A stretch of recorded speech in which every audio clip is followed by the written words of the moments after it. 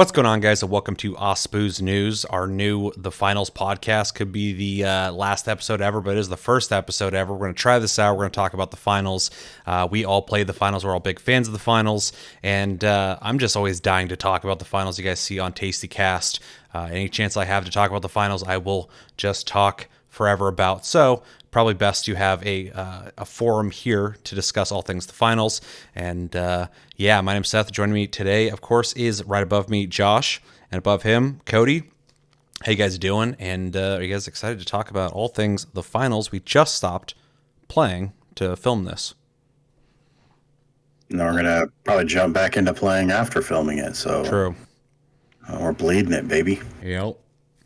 Doing that world Any tour. chance I can get- Oh yeah, yeah. You got me hooked on that. Yeah, that's all I play, and just grinding the fuck out on that. Although I wanted to put some time into ranked this season, but I just haven't been touching it, so which kind of sucks. But yeah, we're gonna be talking about the finals. We're gonna be talking about season 4. We're gonna be talking about update 4.2, which came out a couple days ago, and talking about our thoughts on everything that's going on this season so far and what we'd like to see from later in this season or possibly future seasons. I'll throw a spoiler out there real quick. I'd like to see some kind of Halloween event because it's October, and I haven't seen anything on that. So hopefully we get something like that. Let's start with you, Josh, real quick before we jump into the patch notes and discuss them. What do you kind of find yourself leaning towards when it comes to what class and what kind of like weapons and build type stuff are you doing in this season so far? Well, usually I do play as like people big fans of the channel watching us for a while know that I bash and I'm just play a big heavy bruiser. But actually this patch I've been doing really well as the medium. Yep. You've been playing medium a lot. Using the F car without the sight on it, because iron sights on the F car is fucking miles better. And I just see it's just clicking with me. Not necessarily the turret. I could switch back to the healing beam, but I'm saving up for the dematerializer right now just to see what kind of unique things I can do with that. But between the F car, the goo grenade, F car, goo grenade, glitch trap, and the defib, it's actually turning out to be not a bad little kit. And I mean, I'm effectively using it like we did that one night. Mm-hmm. So going back to the heavy, as I went back, the last match we did, it's almost, I don't know, I almost didn't like it. It was weird. So it's funny how something else is clicking with me more than my usual. Yeah, the game has a lot of things that kind of change things up for people, I guess, because I typically, almost every shooter ever, like to run and gun. I like to run really fast. I jump around a lot. I like using SMGs and stuff like that. And since season 1, I've been playing heavy primarily, who's a big, slow tank, but his destructibility is what really pulls me into playing the heavy so much. So, but it's not typically what I would go for in almost any other shooter. So, yeah, I would expect you to play heavy more. And you do dabble with heavy, and in past seasons you have for sure more than you have this season. But this season you have been playing medium, and you've been doing decent with it. So definitely, makes sense for you to continue playing it. Plus, having anyone on the team with defibs is always a positive. Mm-hmm. So. Yeah, it's sometimes I kind of res people into a shit show, but I mean that's kind of the name of the game. I guess it's better to try to have somebody in there than not. The only problem is one time I got caught with my pants down, and remember when I was trying to defib that one guy last week? What happened? I just had the defib in my hands, and I was trying to res somebody, but he was like right next to me, and then he was just unloading into my chest. Oh, yeah. And then I was like, well, I don't know. But most of the time that's not really a problem, but yeah.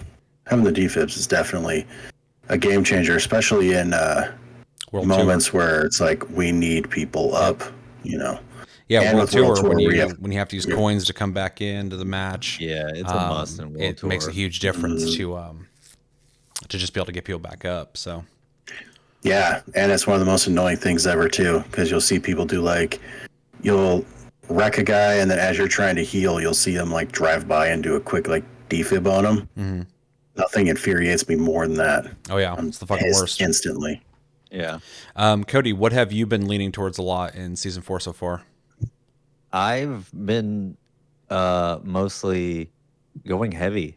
In this season. The last season I was mainly medium. Well, I kind of balance it. It's between medium and heavy, but mostly heavy. Like when I play with you guys, well, people I'm able to actually like communicate and play the game. Mm-hmm. Heavy is, I feel like, just that survivability is a must, and like I'm a more aggressive game style, so I need that extra health. Yeah, I've noticed you hopping over to heavy more this season. In past seasons, you Yeah, normally bounce between. I mean, you'll play all three, but you'll bounce between like light and medium a lot. right. And in this one, I've seen you playing heavy quite a bit. Lewis gun, it's so good. I love that gun. Like Yeah, that's my main weapon, and I kind of dabble with the deagles, but they're it's a gamble. Um, yeah. they're just It's so hit or it's a miss for me little bit when if I can just do not my good with those or gameplay. not. Right.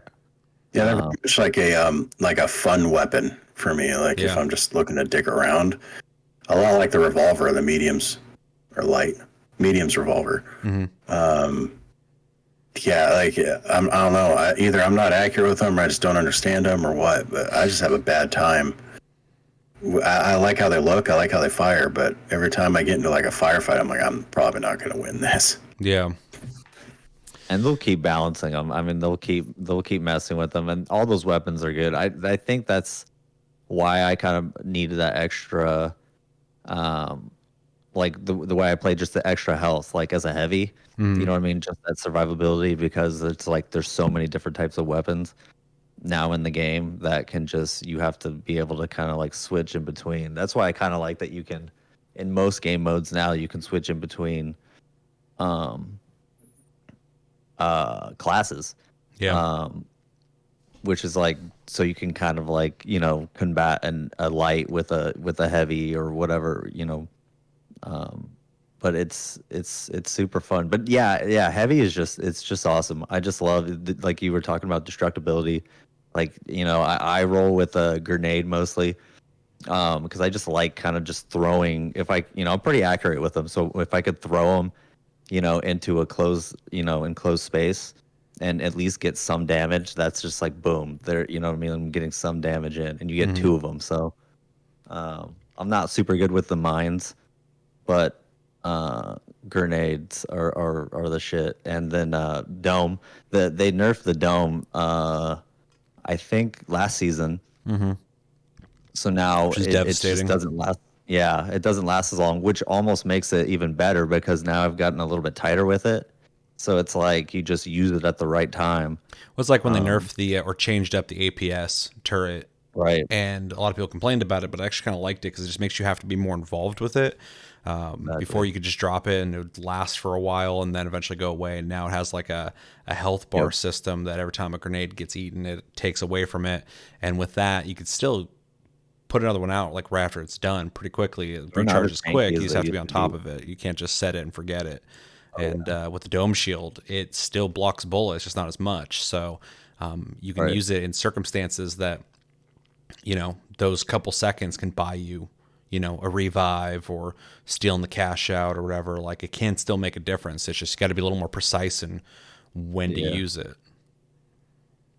Because I mean, even just now when Yeah. we were playing, one of you was using the dome shield, and there's multiple times Yeah. it came in handy. So Yeah. Yeah. I like it. And the shield too, but it's just like having two, it's just the way my brain works and the way I use, the way I play with my mouse. It's like I have to have stuff that's just situational. mm, Like I'm quick with it, but I have to have stuff I can kind of like the shield. I'm not in my mind mostly in this game. I mean, there's moments where it'll change, but I'm always thinking more aggressive, like taking the enemy team out, team wiping.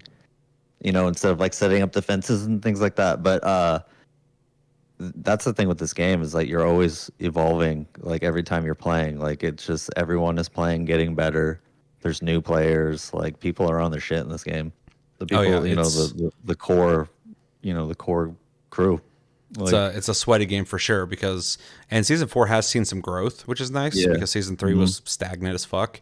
for sure. But when you think about that, if there's not growth, but people are still playing it, plenty of people play the game. It's easy to find a match real fast. Right. But if everyone's staying the same, it's the same people playing the game.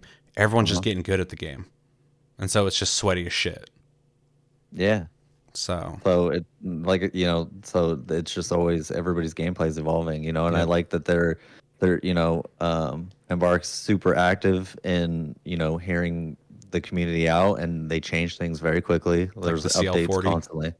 Yeah. So yeah, exactly. real quick. So It's amazing how um quickly that switch got flipped because everybody and their brother was using the CL-40. For anybody who's listening to this who doesn't know what the CL-40 is, it's a grenade launcher medium uses. That for like a week became the meta. Everybody's playing medium. Everybody's using the CL-40. And then they made a couple of adjustments, which we'll go over in the patch here in a little bit. And now I'm barely seeing them. So it's kind of yep. amazing how quickly that changed. Hmm. So yeah, I'll hop in real quick. I am still playing my heavy. I still have the same build I've had since late season 1, season 2. Heavy with the Yeah. rocket launcher. I'm using the flamethrower, using barricades. I've switched my dome shield in this season over to goo grenades because goo grenades have always been good, but they're really fucking good in this season for some reason. And then using the charge attack. And yeah, I can't get away from this build. I like using all the other weapons. I like hopping around different classes, but I'm like super competitive, and so when I want to just like lock in boys and win, Hmm. I will play what I'm best at, and my muscle memory with this build is like just I could like close my eyes and still do decent with this build. So I always find myself going back to it. There's just so much ability to control too many scenarios. I'm able to blow open walls or destroy floors. I'm able to shoot the rocket launcher, even though it's been nerfed fucking quite a bit, and pre-damage people for engaging them or shooting them after they've taken damage to get a quick and easy kill. Even though it sucks for me that the damage has been reduced, I do think it feels fair because I understand. I mean, I remember in season 1, I think the most amount of kills I ever had in a match ever, I've never been able to do this again, was 32. And that was the first season, Holy and it's because shit. the rocket launcher could just fucking kill. Like, I was just able to murder people. Yeah, like you could just walk into a room and if a light was there and you hit him Yeah, with it, they're he's dead. They're done. gone. It was yeah. And so now, like, you know, it just gives me an option for range, basically, if I'm using a flamethrower. But also, like I said before, I can use it for destructibility. It's just the tool. And then with my charge, I'm able to run through walls. I'm able to run through people, blow open the floor. Flamethrower, I enjoy just because, obviously, being able to light people on fire and they take damage as they run away is really nice. But also, it's kind of like the melee weapons in this game where it freaks people out. You get a psychological effect where when you start hitting with the flamethrower, you can kind of see in some people's gameplay, they're not sure if they need to run, if they need to try and run around you, which I love when people do that. Run around me all you want, I'll just keep spinning. Or if they need to just try to kill you as quick as possible. So, you know, a lot of seasoned players don't freak out too much with the flamethrower, but every once in a while you run into somebody who just does not, they're not expecting that flamethrower, and it's always gives me an edge, which I enjoy.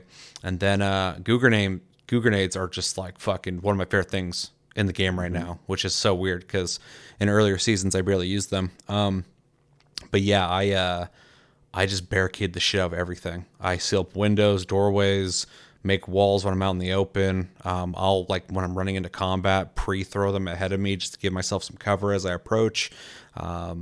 They're super fucking useful. Also, with the flamethrower, they're great because I can, again, kind of control scenarios and light them on fire when I want to. If someone's coming at me and I know they're going to climb over it, light it on fire. They take damage as they're climbing over. It gives me an advantage. I can charge through the wall when they go to climb back down. Super useful. And then the barricades are just super tanky, take a lot of damage. I kind of miss the support score you used to get with them. I remember getting like 20,000 support, whatever, per Oh match yeah. just for putting barricades down. But it's also kind of cheesy. So I get why they changed that. But yeah, that's my setup. Really enjoy it. And I've been trying out the new weapons. We'll transition over to that. The new weapons being the pike, which is for the medium. It's a carbine. And then the, what is it? What are they called? The dual deagles, the 50 caliber akimbo. And then what's the weapon I'm missing for light? The The shotgun. shotgun. Yeah, what is it? Yeah. What is it called? The M26 Matter. Yeah. Out of these three weapons, I think I like the 50 caliber akimbo the most. Although I had to kind of recalibrate the way I think about this weapon. At first, I thought it'd be like a close range pistol weapon, which it is. But I think it's best in a weird way at medium to long range, because it's almost like if you erase the gun, the guns that you're holding, it almost feels like you're shooting a fucking carbine. It's like a long range, medium range weapon for the heavy. It's really weird, and it works fine up close, just like, you know, the rifle for the light works good up close. But it's just kind of weird how, like, it almost feels like you're shooting a rifle at people because it does a lot of damage. It's actually really accurate, which is kind of weird, and it has that fire rate that feels like almost like shooting a carbine, even though it's just two pistols. Right. But yeah, I'm not really great with them yet. I have hit or miss matches with them. But yeah, they're pretty cool. And then, yeah, I think the pike is pretty decent as well, even though I think other weapons feel more viable than it right now. I think it needs some fine tuning, but I think it's a really cool weapon, especially for the medium, because it kind of gives a counter to the SR-84 that the light has, the sniper rifle. Kind of gives medium something for long range as well. Except for the FAMAS with the scope now. We got the new scopes in this season. Also offer some long range, which is really nice now. But yeah, the pike's cool. I just think it needs a little bit of adjusting, but it's not like season 3 where all the weapons kind of felt underwhelming. Like, they're all pretty decent this season, which is nice. And then the shotgun with the light, I'm not the biggest fan of it. I think it needs some adjusting as well. Maybe like an extra round or like a slight 0.5 increase to fire rate or something. I don't know. Something about it just doesn't feel viable, especially with this most recent patch. They've increased the damage of the sawed-off shotgun that the light has, and that thing just, there's no reason to use the other shotgun pretty much. So I don't know if it has a place yet, kind of like the dual katanas, the dual blades with the medium. It doesn't seem like something I'm really pulled to want to use, even though I think it's really cool on paper. I don't really like using it too much. What do you guys think about the new weapons? I'll hop in. I do like the new weapons. The pike, I think you're right. I think it does need, in my opinion, maybe just a little faster fire rate. I think that's it. Nothing I think it's crazy. the only thing it needs. But like, I mean, even if it's just like a 0.2 or 0.3 increase, like just something a little faster. Because there's times when I'm like in the middle of it, and I'm like, God, I can burn you down, and I don't. And I think just a little bit wouldn't, wouldn't make it overpowered. The akimbo deagles, or the 50 caliber akimbo, they're really weird because as a heavy, almost everything in his repertoire is for medium to close range. Yep. And I think you are right. You nailed it on the head, because even though you're shooting them like fucking Denzel Washington and Training Day, they're pinpoint. Yeah. So like, you can get headshots from across the map with them easy. Yeah, it's like one of the, and it's weird being a heavy on like a rooftop, like shooting like that. So it does take some calibration. I do think I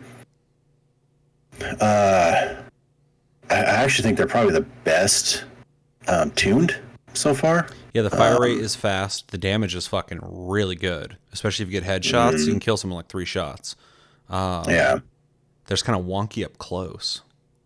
Yeah, and then I haven't used the light shotgun yet. Oh no, only okay. because I have the double barrel, so it's what I use when I use light. So I probably wouldn't even Spear was last season, right? Yeah. The heavy spear. Okay, then never mind.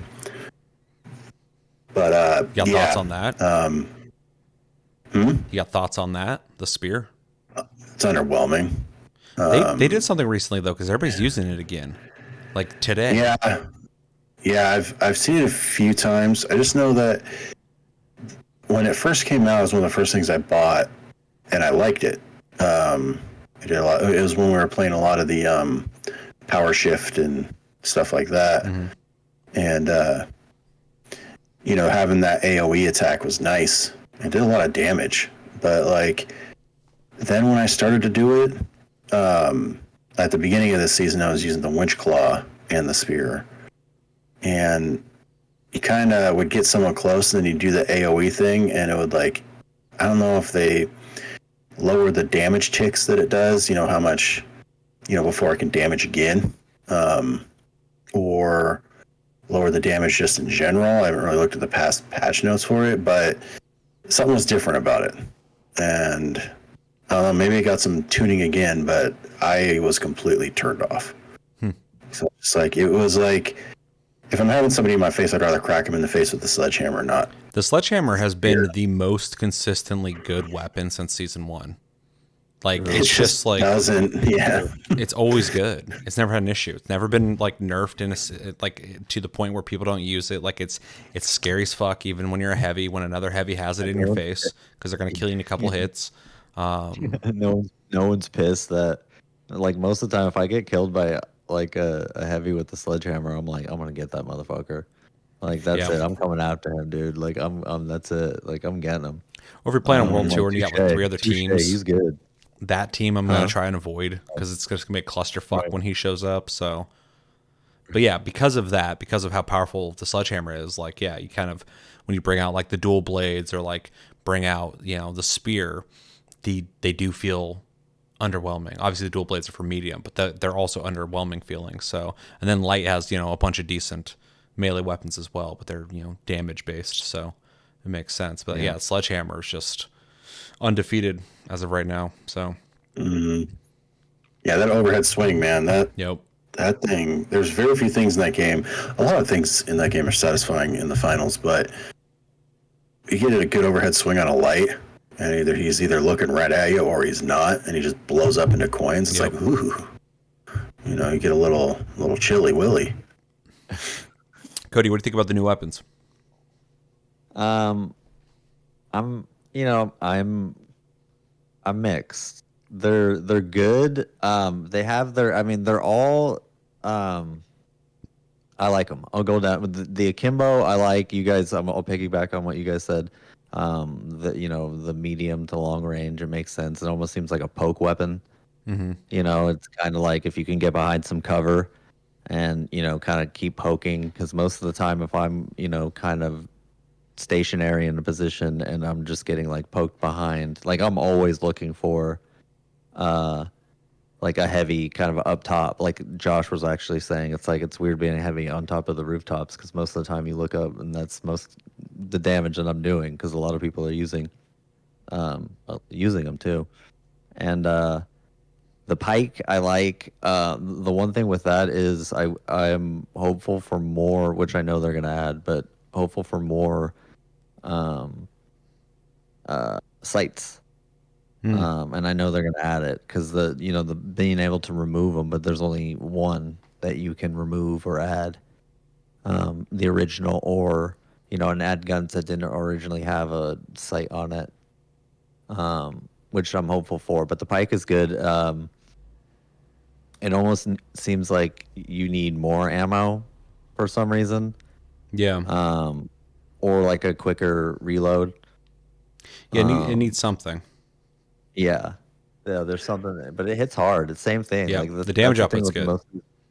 Right. It's this is an accuracy game. Like it rewards headshots. So if you can get headshots with it, it's good. And the light shotgun, it's also good. I was using it a little bit earlier with the dash. and it was kind of hard to get the cadence with the shotgun with the pump because there's a pump action. Mm-hmm. So it's like dashing in and then you shooting somebody and having to pump charge and then having to dash out. Yeah, I guess it shoot would be a again. decent gun with the dash because you can at least Right. in between the shots be moving like your next shot off. Right. So maybe it's something like maybe using the invisible, the invisible ability, and maybe that's the key, and that's also the thing is like you're always kind of changing your builds. Like everything is like, oh, maybe this would be better with this and this game mode, and I'm always kind of thinking about that kind of stuff, and they always give they're always changing all these things. Yeah, the weapons are good. A little bit soft in my opinion. I was kind of expecting bigger, like more gadgets, Yeah. and things like that. And I'm kind of hopeful that they're really working on those kind of things big because I think we've been using it. I'm glad that they've tweaked the ones that we do have, but we've had them for a long time. Yeah, And, my thing with that, because I see on the subreddit all the time, people coming up with all sorts of ideas that they want to see in the game, and right. some of them remind me of like Overwatch or something. Things that Yeah, will yeah, lean yeah, yeah. more into Silly. builds in terms of like almost like playing like PvP in an MMO and not leaning into what the game's strength is, which is the dynamic nature of the gameplay with the destructibility. And so I wouldn't want Embark to rush putting out gadgets unless they have a really good idea. Right. Because if you just keep pumping out gadgets, the game might lose itself, similar to like Rainbow Six Siege, where it's like you got so many fucking operators that all do so many different things that it kind of loses what made it special in the first place in terms of like the tactical gameplay. Like I remember watching, I was talking about how if they make a Rainbow Six Siege 2, it'd be cool to see more scopes in the game. People are like, this game isn't Call of Duty. Don't turn into Call of Duty. And I'm like, bro, I watched a video and fucking there was a dude running through a building, scanning and finding people and throwing grenades at the wall and killing people instantly.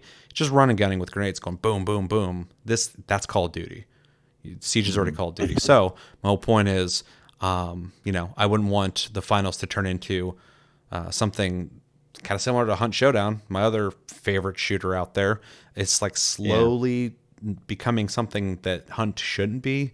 They just added a revive dart to get people back up, and a lot of people are worried about that, and I kind of am too, because it's going to take away from the more slow, methodical nature of the gameplay of Hunt. If people are just getting rezzed from long distance, it's kind of a huge factor. So, I would like to see more gadgets as well. I was actually surprised that we didn't get any this season. Right. But when I thought about it, I'm like, I'd rather them not just pump in a bunch of shit though. Like, just make sure you got the good ideas that already make the gameplay of this game so good already and so different than other games. But at least the guns that they introduced all seem better from the start than season 3's weapons when they came out. They all felt kind of like okay. So definitely a better start. But I'm curious to see what they do when it comes to gadgets in the future. Because like they got the anti-gravity grenade and like nobody really uses it a whole lot. So like some of the gadgets aren't even being utilized. So maybe they need to think about reworking some of that shit. And they do it all the time. We saw it with the glitch mines. Used to be 2 mines, then it became 1, and then it was like a glitch explosion. Now it's a glitch beam that hits people, which I think is way better than it was. So they're doing a good job on kind of feeling out and making the game into something special, I guess. So you did bring up a good point that they are showing kind of restraint. They're not just and having that confidence in that. And not kind of kowtowing to anybody bitching about a lack of gadgets, because I'm going to be honest, every class has like 10 gadgets or so. They're interchangeable. And then some are interchangeable, like the goo grenade and stuff like that, and power grenade. And specialties, people want more of those too, and it's like you got to be careful with that because you don't want to make too many specializations, and then everyone slowly has specializations that are very simple. Like everybody wants everybody to be able to heal, and I'm like, I don't know if I want that. Having a healing beam seems pretty fair overall. Like Yeah. the fact that you can have more than one on a team, that's, I mean, shit, you could have three on a team. That's, a little overdoing it. Yeah. But having one healing beam in the game, I was thinking about that too, about medium. I'm like, maybe there can be like, you can throw down a healing kind of like area, but then again, that's an Overwatch territory. So it's Yeah. like, you don't want, yeah, I don't know. Maybe that's the thing. It's like and I'm not, and I get having. I don't want it because that would be crazy. Like if they just add like every season like 3 different gadgets that Yeah. came in. Like I'm thinking one every, maybe a new grenade or something like that. But I know that's the thing that they've got something cooking.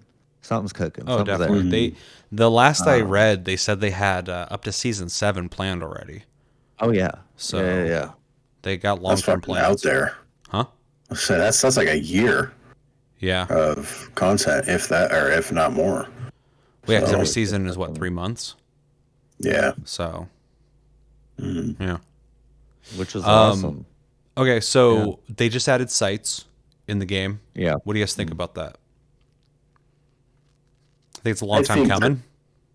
Yeah, I think they're cool. I Can't like the sound like ability. it.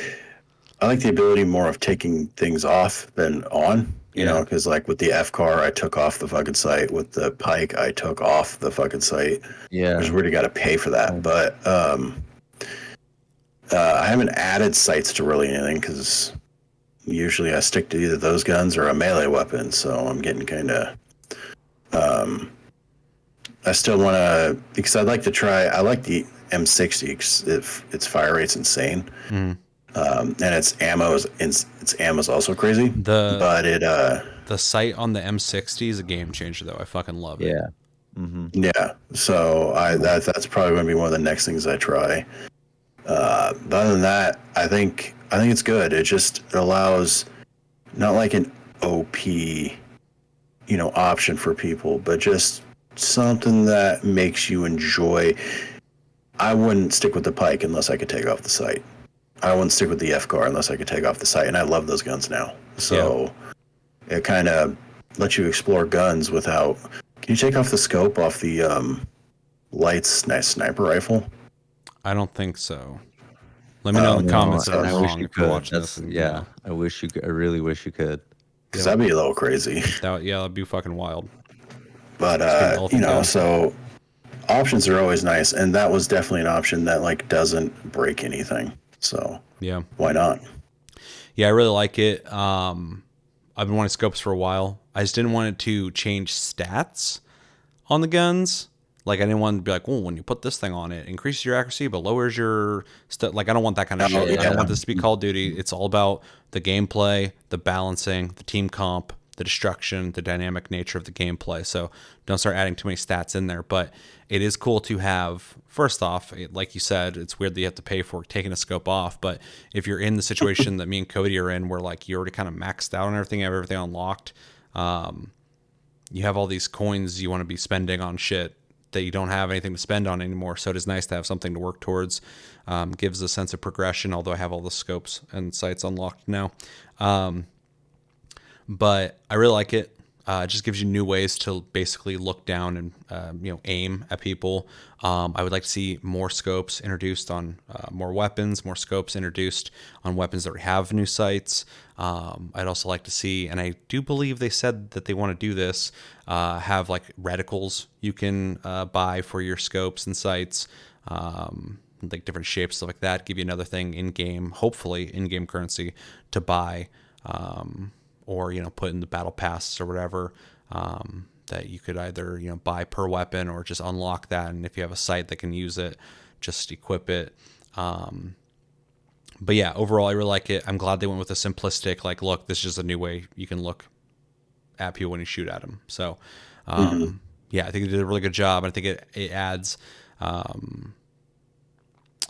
it just kind of lends itself to a future where they can add more sights and more stuff to do with sights. One thing I would like to see them do with the sights is have the sights change to the same color as your weapon skin, because it's kind of weird that it's just like black and the Mm-hmm. rest of your guns like whatever skin. But I know it's going to be kind of difficult to take on that property. They have to do a lot of programming to get that to work.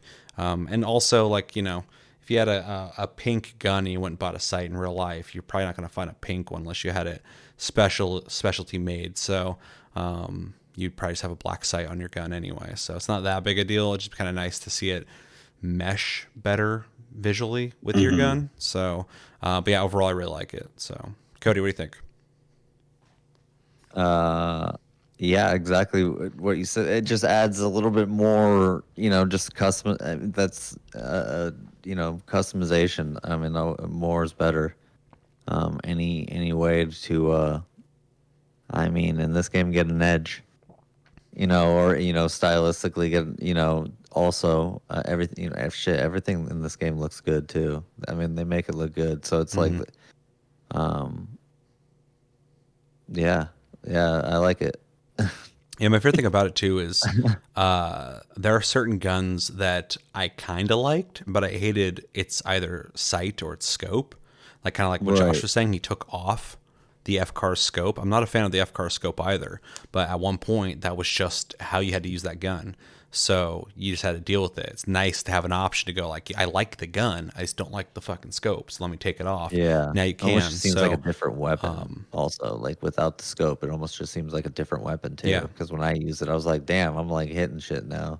well, So like with the it really M60. yeah, iron sights make a difference. Yeah, the M60, it's like before with just the normal sight, like it's a decent sight, but it's not great for like long range. You can make it work, but like, and it's not a long range weapon anyway. But with the new sight, it kind of gives you a little more focus looking through that with the red dot to kind of hit things at a further range better. So it just kind of increased, at least maybe at the very least, a placebo effect in my brain. I feel like I'm hitting my targets better at medium to long Right. range with it now, so which is cool.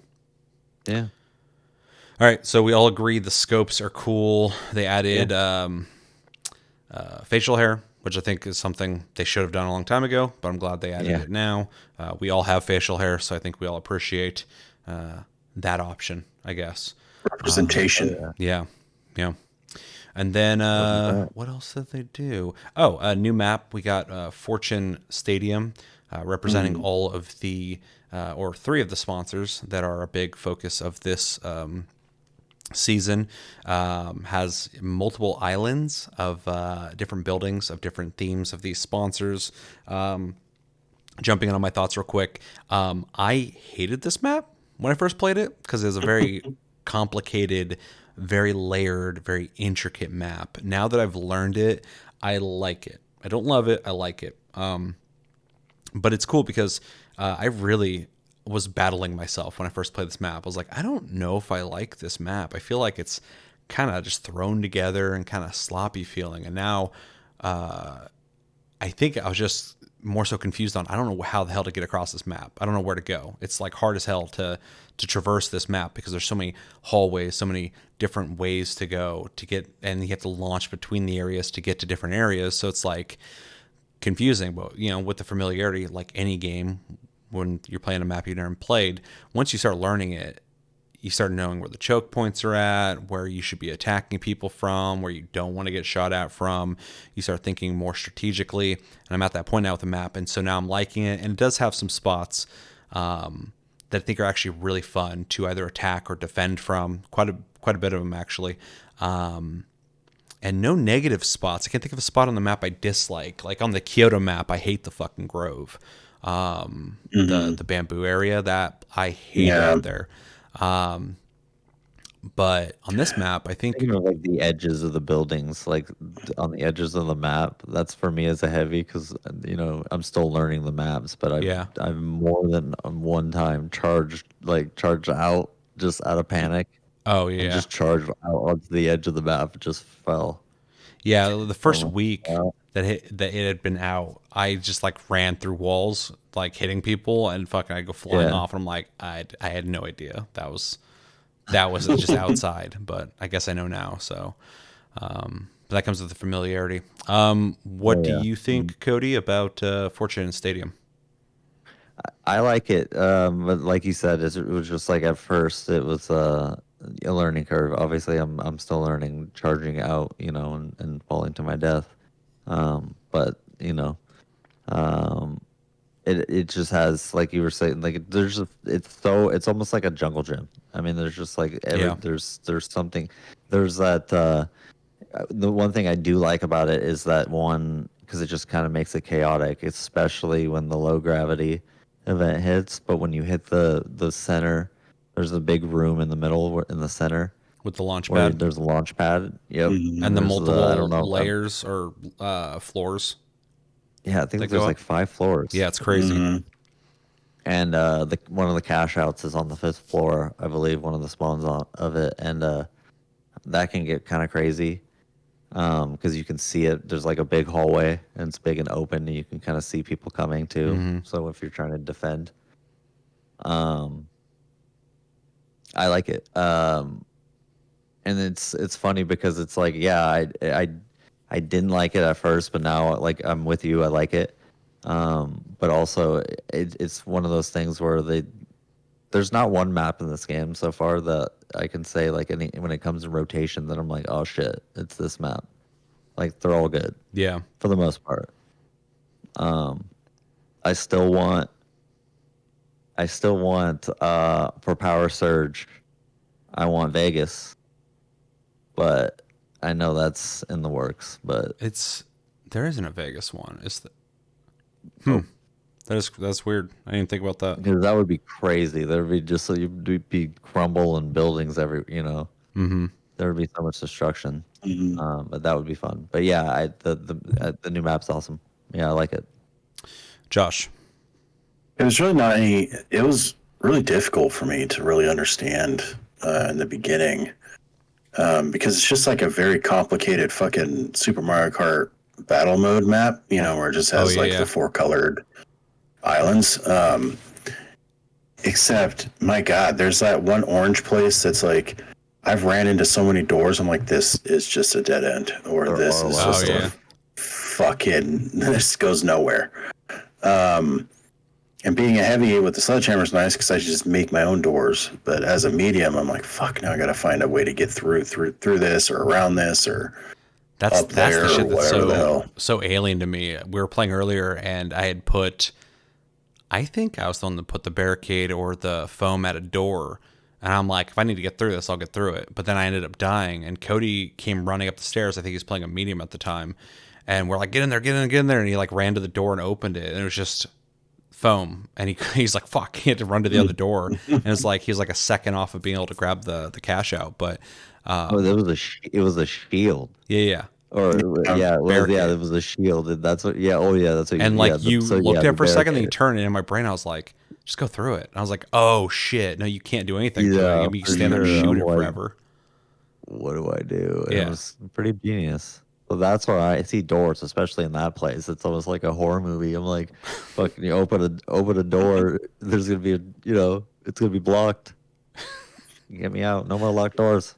and there's no places I don't really like. The cash out spots are really good. Some of the vault spots are kind of fucked up. Like there's that one that's outside in that weird, by all the AC units, in that weird kind of half blocked off area. Oh yeah, And you yeah, can yeah. just get on the roof. That place sucks. And same with that one that's by the drawbridge. That's like Yep. underneath that little pavilion right there. Both turn to clusterfucks. I like the one at the drawbridge though, just because if you're attacking from above, you have an advantage. We slid down and just wiped those 3 heavies like instantly, and that was a lot of fun. But when you start Yeah. from the other side, it kind of sucks because like people can just be above, just shooting down at you, and like having the high ground obviously gives them the advantage. The other place that you're mentioning, I think, is right across the way from that big launch pad area that Cody was talking about earlier. And that place, for Oh, some right. reason, turns into a clusterfuck. Every time I come running Yep. out there, it's perfectly balanced for the other team spawning near that you'll arrive at the same time. Almost every single time I get there. And as soon as I'm opening the doors and walk out and going to look right, I just hear the vault go ding, and I'm like, they're here already, and it just turns into a huge fucking battle, which is fun. But it's just funny that every time I get there, I just know we're gonna get into the shit instantly. So Yeah, or like there's gonna be somebody on a skyscraper fucking next door, yep. shooting down or something like that, and it's just a pain in the ass. But There's I a lot of have, a lot of windows. yeah, Oh I yeah. have really learned to like that map though. It's definitely growing on me, which is funny because that seems like to be the general consensus with Yep. all of us is that it's just kind of like at first I was like, but Yeah, I now was worried I was gonna it's dislike like, the map. I was like, "Is this the first map in the game I don't like?" But I like yeah, it now. So I just think it was like yeah, overly it's, With complicated Kyoto. and layered for my brain to not understand it until I played it enough times. Right. But yeah, now that I got it down, I actually like a lot of the choke points and stuff. mhm. Plus, like a lot of the places that when you're cashing out, defending or attacking, because they are, because I'm playing a heavy with a fucking flamethrower. I like that a lot of them are in these like indoor areas that I can like close ground on. There's a lot of like running behind cover, getting behind walls, shutting doors. That just makes the fights feel really like, the whole nature of the whole game is just everything is every time you play the same map every single time, it's different because of the destructibility, but because of just how many rooms and how many doors and how many hallways and stairways there are on this map, I never know how things are going to turn out by the end of an encounter because it's just fucking crazy. Yeah, it's the one thing they really got down is how to make maps complex. Not complicated, but complex. Like every building in Kyoto, like there's like the main floor, but like you can also jump into the rafters, and then you can also like every one of them has like a basement type of thing, and Mm-hmm. like there's just a lot of ways to There's kind of, closets. yeah, there's just like a Weird lot like of, fake, like little fake hallway things that you know what I mean? There's just like, they're like real houses, like Yeah, real yeah, like Kyoto's map design philosophy is so different than all the maps that came before it, and oh it's yeah. different than Fortune Stadium as well. It's like its own map design. It's so different than the rest of them, Mhm. and it's like because even Fortune Stadium is like super complex in the amount of rooms and stuff, but like it still feels a lot like earlier maps in the game. Whereas like Kyoto is like super dense with like objects and trees and foliage and weird buildings with like Josh was saying like under like ground areas, and like the buildings are built in like layers, not just flat walls, but like pillars and individual types of walls and stuff like that. Like it's really really interesting, and it's also the main map in the game that like when I'm running around in a firefight, I find myself getting stuck on shit way more than any other map because it's not like sterile and clean like a lot of the other maps. There's just stuff on the ground and like things everywhere, and it's definitely it's just so different. It's weird. it's. I definitely find myself uh sorry Josh, go ahead. I was gonna say it's definitely it's like the most realistic looking Yeah. map. The weird part is when you go out to that orange building that's like in the middle of that pond. Mm-hmm. Like that's like the weirdest place because it's so out of like the visual style of the rest of the map because it's built like every other map, Yeah. in the finals. Has like that flat, sterile color, bright colored, you Mm-hmm. know, when everything else in the map is like straight out of Japan, Yeah. like Mhm. Except for the as jump like you pads and stuff. expect. But yeah, it's like the finals style in an Yeah. otherwise Kyoto looking map. So Mm. which I kind of like because So yeah. it gives you landmarks, different arenas basically, which I think is one of the strengths of like a lot of the early well all the maps, but a lot of the earlier maps have like less not less areas or less arenas, but like like in Seoul, there's like 3 main areas, 4 main areas, and they're all huge, big buildings. But like when you're running over there, you're like, okay, this is where we're going. This is where the battle's going to be at. Mm. Whereas like Kyoto is like a more big open area with like smaller buildings everywhere. That it feels like you are playing something maybe closer to like a battlefield or something. Like it feels like a map that's designed more like intricately in the sense of like there's things all over the place, objects and things to hide behind and bushes and shit.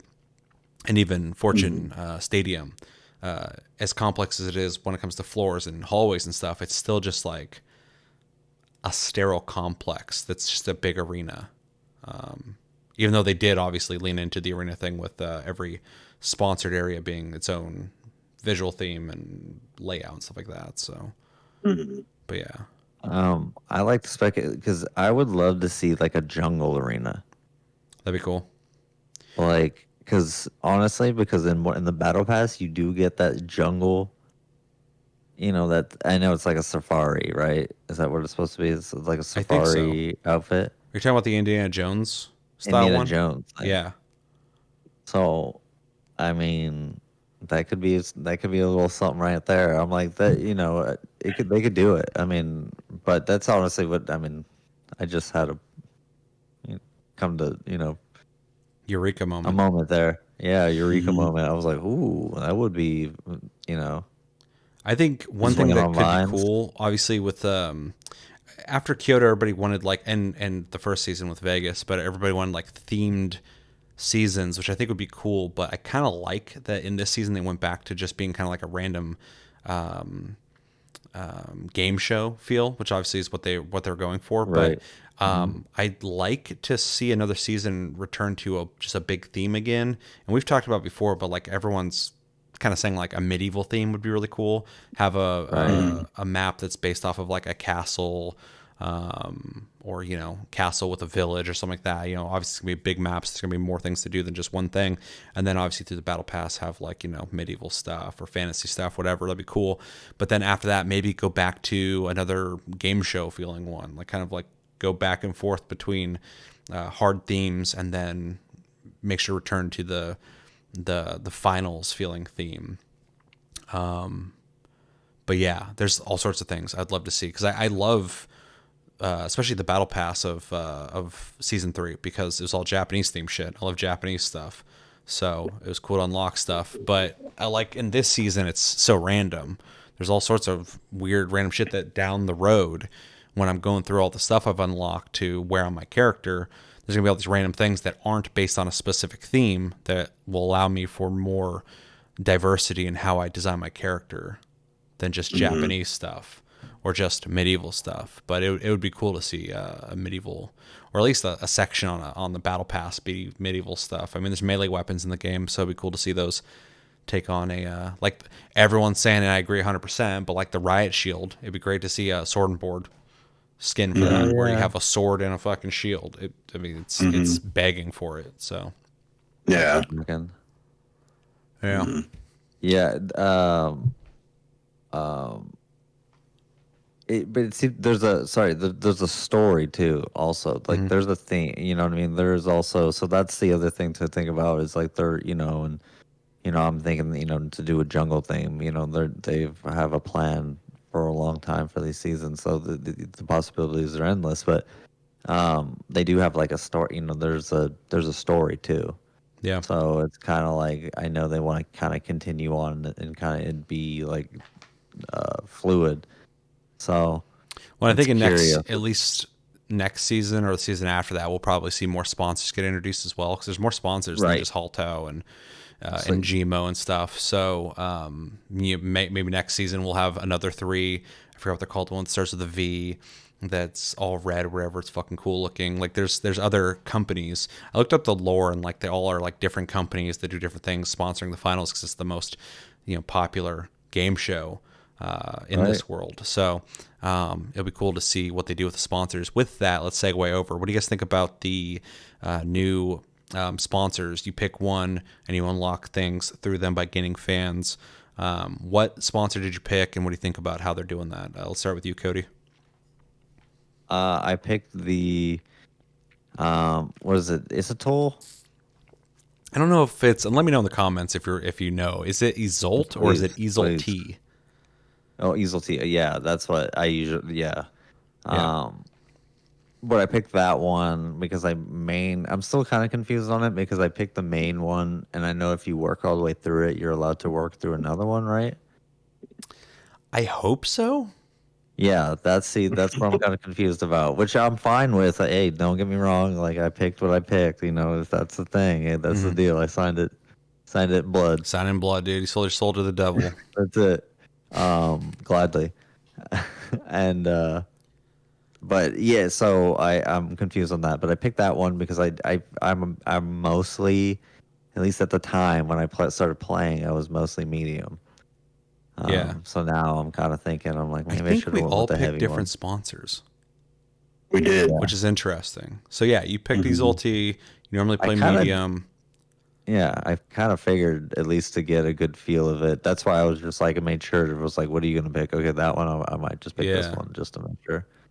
Yeah, it'll be interesting if you That's a have good to just idea. stick with what you picked and that's it, though. Like, in a weird way, I'd Right. respect that because it's like a decision we all have to make in season 4 moving forward. But I also feel like it's kind That of dude. crazy if there's content that we don't get individually. We Right. all don't get Mhm. certain content. But in a weird way, like I said, I would kind of respect that because it'll always be a stamp of like, oh, I picked this in season 4 when it's like season 6 or something like that. Yeah, I'm not sure Yeah, though. I'd be Mhm. okay with that.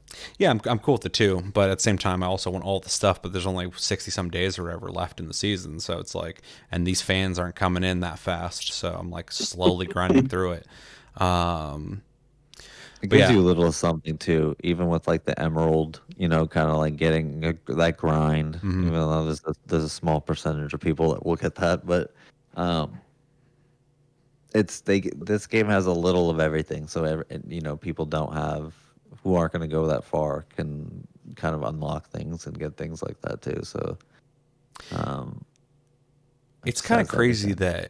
that in such a saturated market of shooters that this game has stuff to like actually, and they've had it for a while, but like to work towards, like not just the battle Yeah. pass, but also like grinding through ranked, grinding through world tour now, which like I'm like gold Yep. 2 or about to hit gold 2, and I'm working Mhm. towards it. And I want to get maxed out to emerald or whatever. And then there's just all these things to work towards, which is fucking cool because like a lot of games that have been out for a long time don't even have stuff like that. So And it's free to play. yeah, yeah, exactly. It's I mean, not for me. yeah, I it's paid not my dues. free to play for us. Mhm. We've I know all when paid season our 4 first dues. started, I saw all the things that they just introduced to buy, and I bought all of them. I was like, oh, more shit. So I mean, they all look good. yeah, the game, and I agree with everyone who says this, has the best cosmetics I've seen in any shooter, but probably most games in general. I Right. actually like Mhm. all the stuff that they sell. It doesn't look like a lot of free to play games, but even like Call of Duty now, like you can tell they're making like even like Siege and shit. Like it's just like stupid colors that are moving constantly. It doesn't look realistic. It just looks like shit, or it looks like it's like, if I was 10, I'd probably be like, I want the fire armor or whatever the fuck, something I want really, to be Nicki Minaj. yeah, Mhm. something really stupid and simple. But like in this, it's always like clever, or cool. It because the customization is so crazy, and you can mix and match Hmm. so many things. Like it's just like more stuff to put on, and yeah, and I obviously play the game a lot, so I'm gonna get used out of it. But like I want all the cosmetics they release, so they've really fucking nailed their cosmetics. And these are guys who worked on Battlefield, so like they have a lot of clever things too, like buying reload animations and shit, which is Yeah, awesome. those are Like I cool. see this shit, I'm like the dual deagles has a reload that I bought where you're just like spinning the deagles and the clip or the I have magazines those come too. flying out of Those the are guns, sick. and it's fucking awesome. Those are Yeah, sick. looking like fucking revolver ocelot. Yeah, Just Those are fucking sick. spinning them around. yeah. Um, I do more. Me personally, this is me. Need more black items, like clothing wise. There's quite a bit, but Like the game more. is super colorful, especially in your main progression level. Yeah, It's all themed, so like everything you're unlocking is orange and black. Everything you're unlocking is that's white and true. red. Everything you're unlocking is orange. Even for Or things to buy, I'm like, yeah, give me all that stuff. Like, and also like Halloween stuff. I know we're still early. I know probably give it a week I'm and hoping. I'm hoping they they'll release some nail it Halloween in. shit. Give me a jack o' lantern. Give me Yeah, Maybe a if they did like pumpkin head. just like I don't know, like there's a Frankenstein skin, there's a Dracula skin, like just basic bitch costumes or something like that. Like, would be cool. Count Chocula. Like, it doesn't have to get fucking insane, but Yeah. just something. Yeah. Have a pumpkin head thing, or do a headless horseman thing, or something. I mean, there's like skulls that glow and stuff like that, and they're not too over the top. I mean, the most over the top one I think they have is, well, there's definitely a couple in the running, but the I have it, but the mascot head, the green, Oh yeah. like that one's ridiculous. The swamp thing, You dude. know, yeah, Yeah. it's just like a big target, big green target. Yeah, I like wearing shit like that, but also I'm like, I go in any firefight and I'm the dude everybody's paying attention to now. Oh Like, yeah, this guy's so I bold like to wear that. this Like shit. the fight. Fucking kill him first. And I always wonder about that, like if it makes your hitbox bigger or something like that, because I don't know. I'm like, yeah, because I'm like, I don't want to, because remember like that old thing back in the Halo days when you could choose the Covenant or the Chief as your playable character, and people avoided the fucking Covenant because like its head was in its chest, so it was really easy to headshot it and stuff like that. Yeah. And a lot of people play girls and shooters because they have a smaller hitbox, and it's like, does that matter? They play or, Yoda and fucking Soul Calibur because he's Oh up to your knee yeah, and can jump Odd around Job. and do massive fucking damage. hey, Oddjob dude is banned. I mean, with my friends, Oddjobs was banned. That was it. You were like, you are not. I always played You're- Odd Job, dude. I didn't give a fuck. People are like, that's cheap. I'm like, I don't care. I just run That's around the shooting monkey people. in Time Splitters too. Like, Oh yeah. You know, that was the dumb guy playing Jaws. The big, Oh, the dude. big ass guy. That was always a joke, and he was getting fucking. Basically, Jaws was what it's like to wear the mascot outfit now in the finals. You see Jaws coming, you're like, shoot that idiot. Get that dork. Yep. All right, getting back on track. I picked Ngmo. I am one of those guys. I know in the subreddit people have this joke going on that Haltao and Izolti are at odds with each other. They're warring, and in the background, Ngmo, people who sign up with Ngmo are just sitting there, just kind of vibing and fucking sniffing glue and fucking being the Nintendo of the PlayStation and Xbox war, even though that's not a thing anymore. But I picked Ngmo just because I like the colors the most, and that's about it. I'm not a big fan. I mean, I like orange, but I'm not a huge fan of orange. Even though I play the heavy and there's heavy themed stuff in Halto, I didn't really dig the items. And I was thinking long term, like, what items do I want to unlock that I'm going to want to wear and stuff? And it was all in Gmo. So that's why I picked it. I think Isolt or Isolti would be the second pick for me if I would have picked someone else. So if I do get a chance to work on another sponsor, I would probably start or go with Isolti next. But yeah, I've liked the stuff so far I've unlocked, even though the Ngmo skin is for the sniper rifle, which I don't really use a whole lot for the light. But it looks fucking cool. I just unlocked a shirt and some pants, I think, that are in Ngmo that I really like. So yeah, definitely don't regret picking it, but that's why I picked it. There's nothing else really. Even though I heard Haltao has a skin for the hammer that does the receipt thing, which is kind of fucked up because everybody on the subreddit's like, when they unlock something, they're like, sorry to disappoint you guys, this doesn't do anything special. And it's just like, special colors and that's it. But like the Haltao hammer actually has something it does, which is kind of gives you FOMO a little bit. So but yeah, that's what I picked. That's why I picked it. And I already kind of went over what I think of the sponsors. I think it's cool. I'd like to see next season also have sponsors of different companies, and also getting a little bit more of that lore of the finals, because the story's not super fleshed out yet. But seeing that, there are people who run these companies. I like that they all have their own themes. They have their own commercials that have their own feel to them. And when you run through their parts of the map, they'll have their own commercials playing and stuff. So it's pretty cool. Josh, what do you think? I chose Haltao literally only for that hammer skin. I can give a fuck about yellow. I'm not a fan of it. Just as much as I'm not a fan of the original clothes in the game. Because everything's black and yellow. Yep. But I can't stand it. But that hammer skin was dope looking. It's almost like a weird axe looking thing.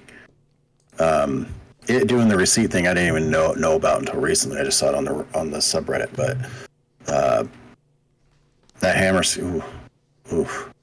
I mean, I'm not even using the hammer this season, and I still went for it. So, yeah. I mean, but it's a similar I'm just thing. Like I stoked to get said, that. like you have it now, or you'll have it when you get it. Mm-hmm. Do you have it? Do you unlock it? No. Okay. No. But when you do, no, those fans are fucking slow coming. Yeah. Slow coming. Although people are saying that if they you are. play, they say World Tour, you get them slower, and if you play like just normal regular modes, you get them faster. I need to test that. Because yeah, it's slow as shit. But yeah, like I was saying, you pick that because even if you're not using hammer now, you'll have that skin unlocked for later. When you start using the hammer again, you'll have it. So it's basically why I picked Ngemo as well, because I just wanted certain outfits. So. Yeah, there's also one of the sponsors had a hammer that had like almost looked like a Daft Punk helmet. Like it had like a weird moving graphic across it. I think that's Ngemo. Which is cool too.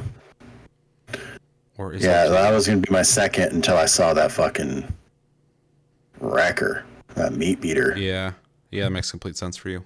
So, yeah, and then you think the sponsor system's cool? I do. I think the more I kind of ruminate on it, I do think it'd be really fucking cool if like it's like that was your decision, you made it. You know, like I don't know, maybe in-game currency you can maybe buy that stuff later on or something like that. Yeah, that'd be cool. Like you earn this, you didn't have to pay money for it, but later you could buy that shit if you want it. Be a good way to not waste all those assets.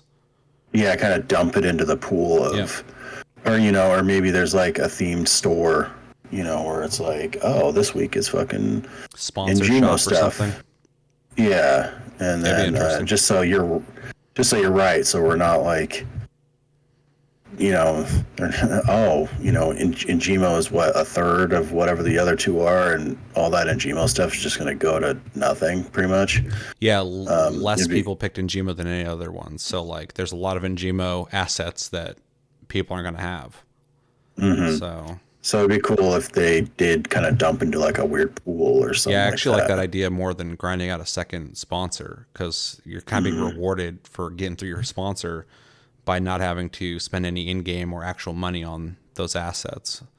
So, and then later, if you wanted that, it'd be nice if you had the choice still to get them, because there's still, I think from season 1 or season 2, I don't remember, there's one event that happened that gave out the cowboy outfit, and I did not play that event, and every time I see that fucking cowboy outfit, I'm pissed because I want it. So. Or like, it'd be kind of cool if they did something a little more dynamic, like the more sponsored, or like you only gain fans depending on what you're wearing. So like, let's say you had a Haltau shirt on or something like that, and it gave you more fans for Haltau or something like that instead of choosing one or the other, it kind of just on your style, and then it kind of just gave you fans for that particular sponsor. Yeah. Or, so we kind of need if they played around with that idea. But like you said, I do respect if they're just like, no. You made the choice. You live with your consequences. Yeah. Yeah. I if that information's out there, I haven't seen it. So if you know in the comments, let me know, because I just have not heard anything. I just know before the season started, one of the devs at Embark said that they were working through one at the time and they're planning on this one next. So I don't know if that was just in like a beta test or if that's how it's supposed to be. So, all right. Anything about season 4 we should talk about before we hop into patch notes? No. All right, let's jump over to patch notes. I gave you guys the link if you want to look at that. Otherwise, I'll read them out loud. But yeah, we are in update 4.2, which just came out, making some pretty big changes when it comes to balance. We're also getting our first World Tour event, Primetime Buff, which we've all experienced now, which basically says, let's jump into this week's changes and start it off with a brand new event in World Tour. Primetime Buff triggers when you or a teammate inserts a cash box into a cash out station, and it affects your whole team. When affected by Primetime Buff, you and your teammates receive plus 100 health over your typical health. some notes. If talking or taking damage, the extra health does not replenish. So you get this boost in health, but you just lose it after that. It's basically like a one-time temporary health. When the cash out is finished, the buff will disappear. The buff cannot be stacked, but it can be replenished if your team deposits another cash box. The buff does not apply to teammates that are eliminated when the cash box is inserted, which is interesting. And some Ngemo stuff here, which isn't really worth talking about. But we've all experienced primetime buff at this point. What do you guys think about it? First off, just a real quick aside. You brought up Soul, the map, and I was like, I haven't fucking played Soul in God knows how long. Yeah, it's been a while. while. I realized it's because in Gmo, only those 4 maps are in the circulation World Tour. Yeah. Okay. So that makes sense. Yeah. As for the primetime buff, I think it's kind of neat. It does kind of suck going up against a heavy that has 450 fucking health, but yep. I do understand it's kind of just like a neat little reward for being the one to start the cash out. You can kind of, especially it kind of lets you turtle up a little more instead of just trying to, just shoot it out. It also incentivizes people to go grab the vault and take it to the cash out as opposed to waiting for people because you're going to get that buff. So if you let somebody else cash out and you're just planning on stealing it from them, well, now you have an obstacle. They're more powerful or more buff than they were before. So it kind of gets people being a little more aggressive on who actually plugs it in. So, yeah, because you do see that a lot. Like people will avoid getting the vault, but then will attack when either the vault's going to the cash out or just at the cash out. Oh, I've done it before. I've seen people run up ahead. They're already opening the vault, and I'm just like, let's just go head them off at A or whatever the hell. And yeah, or they're already on the way there, and you're just like, well, they're gonna plug it anyway. Just fucking kill them, wipe them, take it. Yeah, so that is an interesting point. It kind of brings more fights to the vault instead of just starting at the cash out. So that's actually not a bad idea. Yeah, I think they said that. I think that was in one. I follow the stream sometimes when they talk about it, but I think that was a pretty good emphasis on it was going to bring more people to the cash out, for more incentivized to do that, but it's also to keep from getting third party wiped too.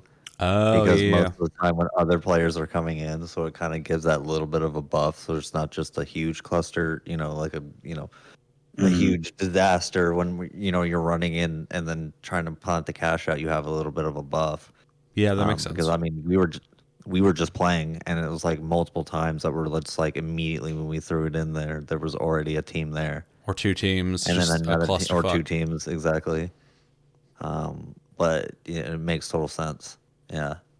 It also kind of sucks too if you have a team riding your ass while you're running to the cash out with the vault, and they're just every once in a while popping shots, say you're losing health, and then you have to plug it in and just get into quick defense mode. That buff kind of gives you a little bit of a buffer in defense for a second, so right, which is interesting.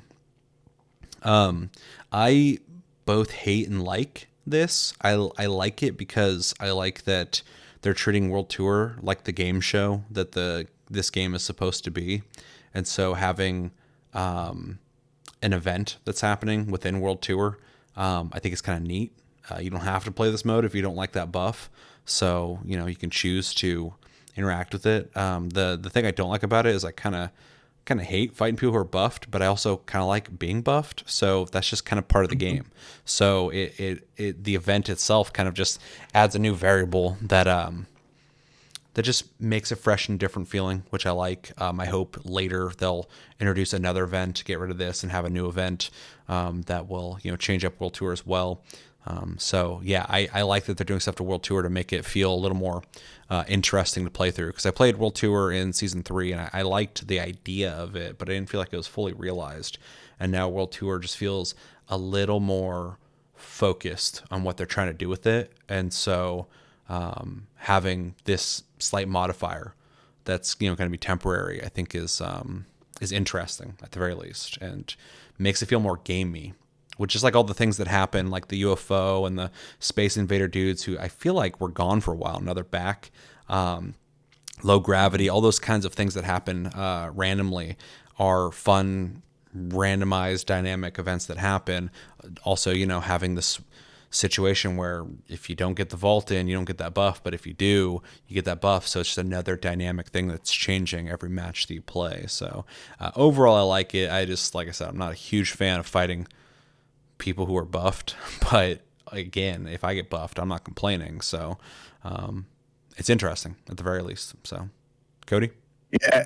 Oh, go ahead. I was gonna say, and it's only 100 health, so it's not like. Yeah. And since it doesn't come back, I mean, like just a few shots, and that health's gone. Yeah, that it doesn't regen is nice. Yeah, but you're right. It's just that extra 2 shots that they survive could have been the last 2 shots in your clip. So it's just. It does suck when that happens. And I've also gotten the buff and got fucking wrecked.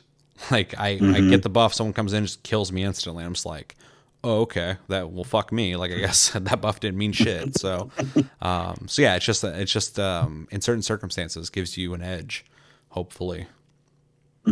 So, Cody. Yeah, buff is I exactly what you were saying, and it's not in cash out then. No, it's just World Tour. Yeah, and that's kind of a good thing, like you're saying, if you don't like that point, which is honestly it's not both your points. It's not OP. It's not it's not underwhelming. It's not overwhelming, but it's nice to have. You know what I mean? So it's you can get killed pretty instantly. Well, and Embark is listening, so like if people were really complaining about that, I'm sure they would just lower the primetime buff to like 75 or 50. Although I do think 100 is like, it's like you said, it's not too much, it's not too little. It makes a difference, but it's not like, oh fuck, these guys, we're not gonna be able to kill them. No, right. Yeah. No, it's good. I think it's if they keep, I mean, stuff like that. If they just do that in World Tour, that would be amazing. If they just kind of tweak things like that and did just little intricate things like that would be good. And because it's not even with that to that point, there's nothing in the game that that gives you any. I mean, you can just die instantly. Like that game, you die so quickly. So there's nothing in the game that really gives you that much of an edge. Like you're really having to think on your feet. So there's not, other than the healing beam that I can think of. So that just goes to all the healing stuff too. So, and it's chaotic. But like I said, I think it's more. Also it just helps with like getting third party wiped, because I know mostly too playing. We'd show up to the cash out, like I said before, and it was just like 2 teams. When you're gonna be the focus of those 2 teams. Everybody's gonna be trying to kill each other, but like whoever has it plugged in, you're gonna be on defense, and everyone's gonna be on offense. So it kind of makes sense to give you a slight edge versus possibly 2 other teams that are gonna be attacking you. And it kind of lasts a long time too, right? I think it lasts until it gets drained. Okay, yeah. Or until the cash out's over. Oh yeah, it did say that. Yeah. So, which is is a while. So it's like a whole thing. Yeah. Just gives you that edge. So, all right. Any other thoughts? No. All right. Let's see. Like Josh mentioned, NGMO sponsoring World Tour right now. So the maps we got is Fortune Stadium, Monaco, Kyoto, and Cis Horizon.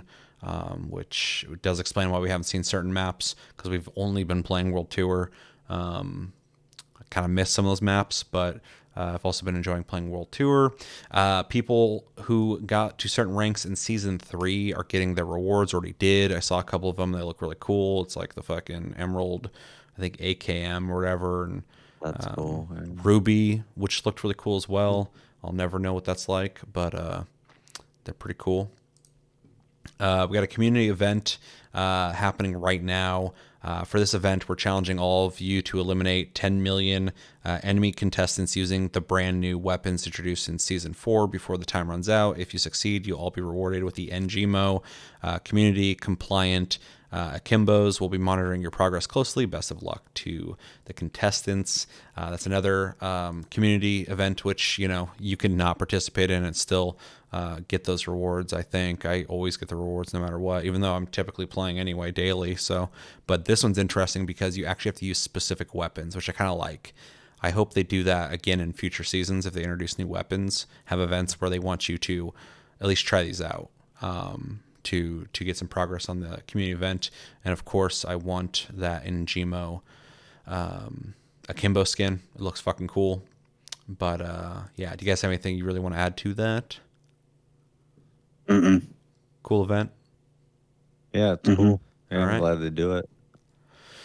All right, let's jump into balance changes. Gadgets, data reshaper added glitch barrels to the rotation of reshaped items the data reshaper can create. The data reshaper didn't have that before, so now it's just another thing you can change it over to. I also saw a thing, somebody said in a video that they think before there was like, if you change it over to this barrel, if you change it to the next one, it's always going to be this. There's like a rotation order of reshaping items. And I think this video is saying that they have changed that to be random now. I don't know for sure. Let me know in the comments. But that's probably good because just having like a formula to follow, like, oh, it's a red barrel. I know it's going to turn into a fire one after this or whatever, seems kind of weird. Smoke grenades. Smoke grenade increased smoke entity duration from 15 seconds to 17.5 seconds. And in a firefight, a couple seconds means a lot. This means enemy health bars and outlines will not show through the smoke until the effect properly begins to disappear. You guys have anything to say about the smoke grenade? No, because I have not used one ever in the history of anything. I actually like that they're trying to make it more interesting and last longer because it is underused. It's underutilized, especially with the thermal vision. It's a tactic a lot of people don't use, and it's kind of crazy because And you can't use your flamethrower if there's a smoke grenade. It's sort of fire. Yeah. So it's Smoke like the does. one thing it's super interesting. It's one thing I always forget, but it's like I use this. I've seen builds where there's sonar grenade and for light sonar grenade and smoke grenade, and that's pretty useful. And they've even the smoke. Didn't they increase the duration? And then I mean, even the last season or one of the last patches, pretty recently, where they made it thicker. So Yeah. it's like even harder to see in it. So, yeah, no, it lasts longer. I mean, it's useful. I honestly, the grenades are a little bit different than if I have them, if I've ever used them, it's mostly just a getaway. I mean, they're useful. So, durations just to haul ass and get the hell out of there. I'll grab like the smoke canisters and kind of throw them up ahead to kind of like break line of sight when I'm assaulting places. But yeah, I never use the smoke grenade. So yeah, you, Josh? No.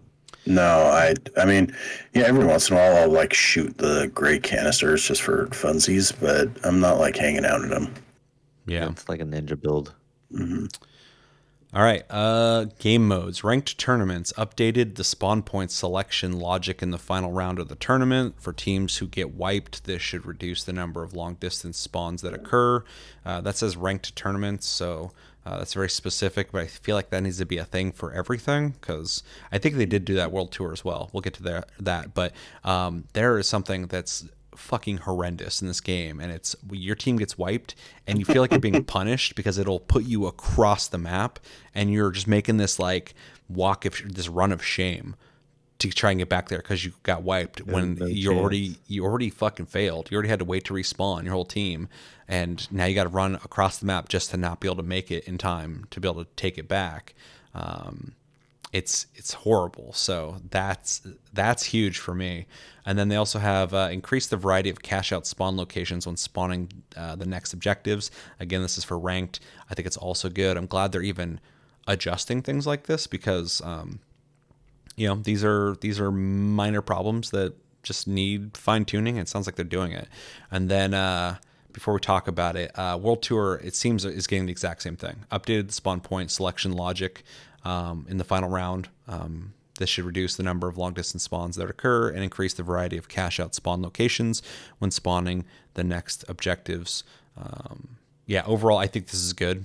I'm really glad that they added this, and I have noticed since the patch came out that I haven't been spawned across the whole fucking map. No, just tonight we got spawned in front of like 2 teams. Yeah, that was weird. It was. This is the first time I've seen that. The game's pretty good about not spawning you right next to other teams, but whatever they changed in the logic twice. And was that one match that happened? Yeah, I think one time it was in Kyoto and one time was in Monaco. 2 different matches. Yeah, but I was like, what? Like, we fucking, yeah, one of them was Monaco because we spawned right next to where the cathedral's supposed to be. And there's a sniper right when we spawned shooting down at us. And I was like, okay. And then the other one, I forgot where we're at. I think that was Fortune Stadium. I don't remember.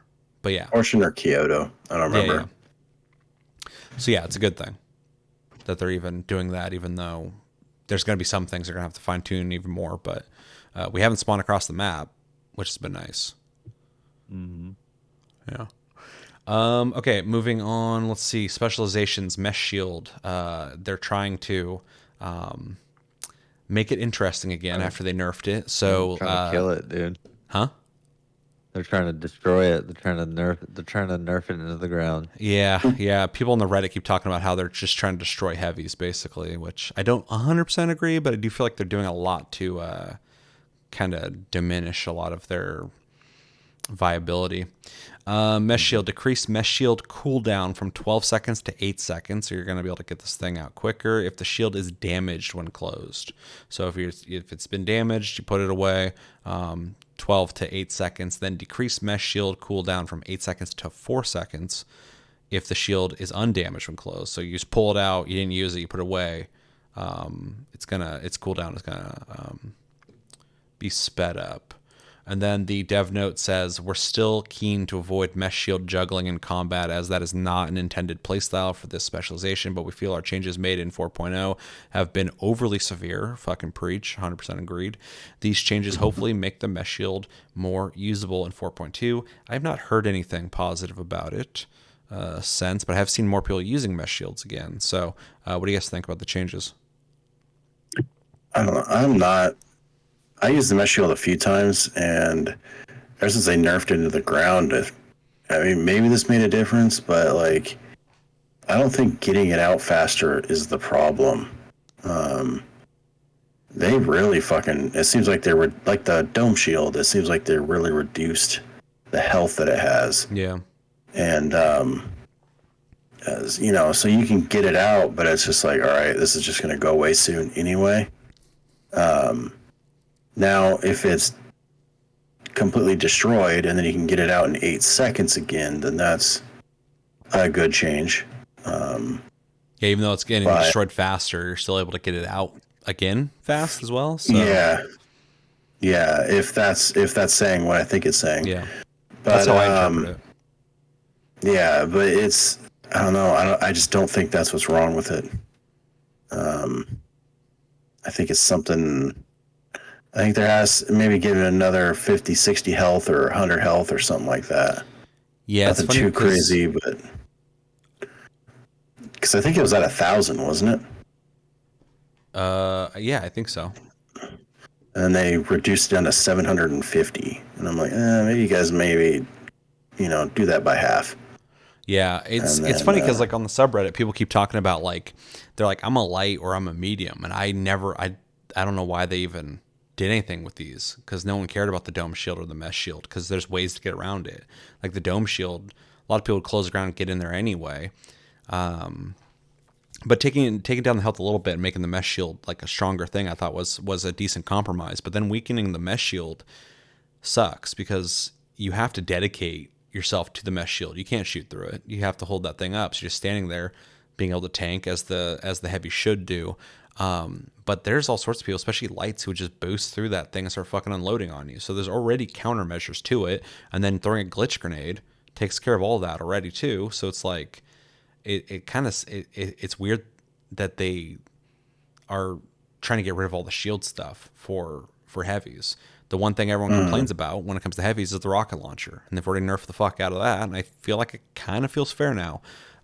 But yeah, attacking the shields, even people who don't play heavy are kind of confused about. So I hope this makes it more interesting and viable. It kind of reminds me of the APS turret when they switched that up. You kind of have to pull that thing out more often, but it still is viable. It sounds like that's what they're doing with the mesh shield. It's like, yeah, you're going to lose your mesh shield, but you're just going to have to pull it back out. There's going to be like durations in between combat or in between moments where you're going to have to wait a second to use it again. But yeah, I'm not a huge fan of it, but I haven't used it since this patch, so I can't really speak on it. Mm-hmm. Cody? Yeah, it sounds like they're going to be working on it too. So it sounds like it's an emphasis. So, that they're going to make it more usable and stuff too. That's what it says here in the dev notes. But because apparently juggling, which I've come into a couple times playing, but it's not really a thing. I just charge in. Like I'm pretty good with, my maneuver is I run and then slide. Like I'd like to slide crouch or the slide to get closer to him. So same with the mesh shield. So, but yeah, I'm like I think that it really wasn't that big a deal because you used to be able to hit, especially with the single shot weapons. At least it was like 3 hits for a shield or for a bubble shield. Yeah, I think so. I'm pretty sure. And then, yeah, so now it's like with the time, it's just ridiculous. I mean, it's just, and I know they'll tweak it again, but, yeah, but it sounds like they'll work on it. Yeah, it sounds like an ongoing thing. One thing I love about Embark is these dev notes. It tells you their intention with the adjustments. And so it kind of gives you an idea of that they are still working on it, trying to figure it out. It's not just like, well, this is how it is. Fucking deal with it. It's like, we're trying this. Yeah.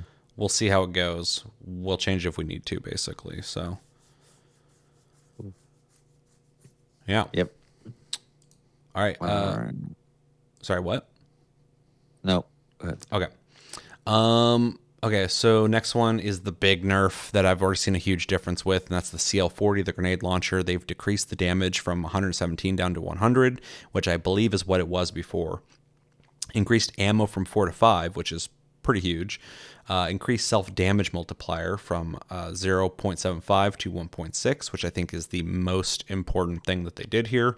And then updated damage fall-off curve so that damage drops to 90% at the edge of a 30 centimeter inner radius, with damage falling off linearly from that point to 0 at the outer edge of the blast radius. DevNote says we felt our buff to the CL-40 in 4.0 was too much and made the weapon very oppressive in certain combos, or when stacked. We've now dialed the damage back to the level closer to what we had before 4.0 while retaining the increased size of the max damage inner radius to prevent the weapon from returning to a time where it took 100% accuracy to take down a heavy. We've given it 1 additional ammo.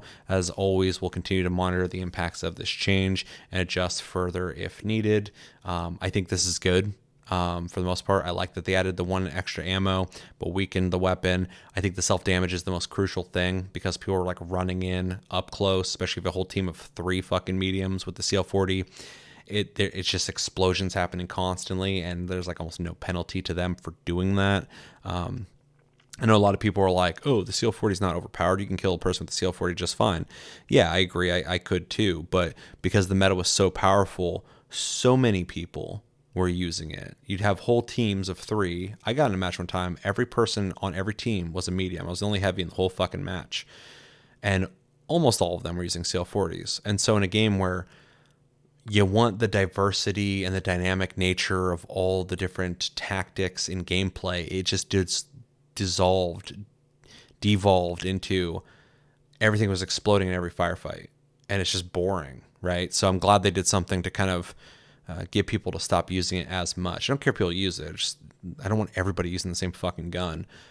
So I think this did make a difference because we saw some CL-40s used when we played today, but I didn't see a lot of them. I saw like 3 maybe. I was enough to count on one hand for sure. Yeah, so it's like it made a huge difference because before this patch, every match had at least 2 to 3.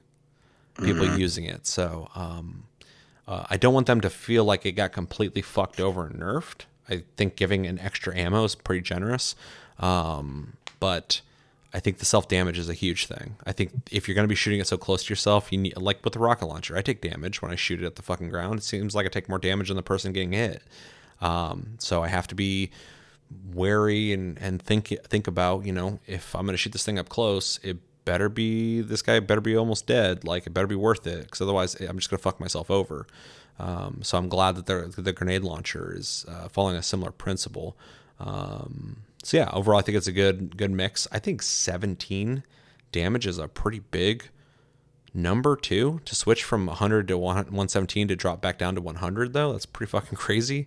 Because that 17 is going to add up after a couple shots. So I'd be curious to see anybody who uses the CL-40 a lot though, see what they think of it. Because I'm not a huge fan of it, but I've used it. It's fine. Mhm. So This gun's never really clicked with me, so I don't really, I don't know, have any sort of baseline, I guess is a good way to put it, on how it works. yeah, Yeah, I killed some people. Yeah, people don't really like getting shot with grenades, but at the same time, I got killed almost just as much. So, you know, it's kind of like with melee weapons. Every once in a while, you run into someone who panics when they see it, but most of the time, people just kind of just deal with you no matter what. yeah, And now to make it so it's not just like a run and gun machine, yeah. you know, because you do over double the damage that you would be doing to yourself, is nice with, I mean, less damage output.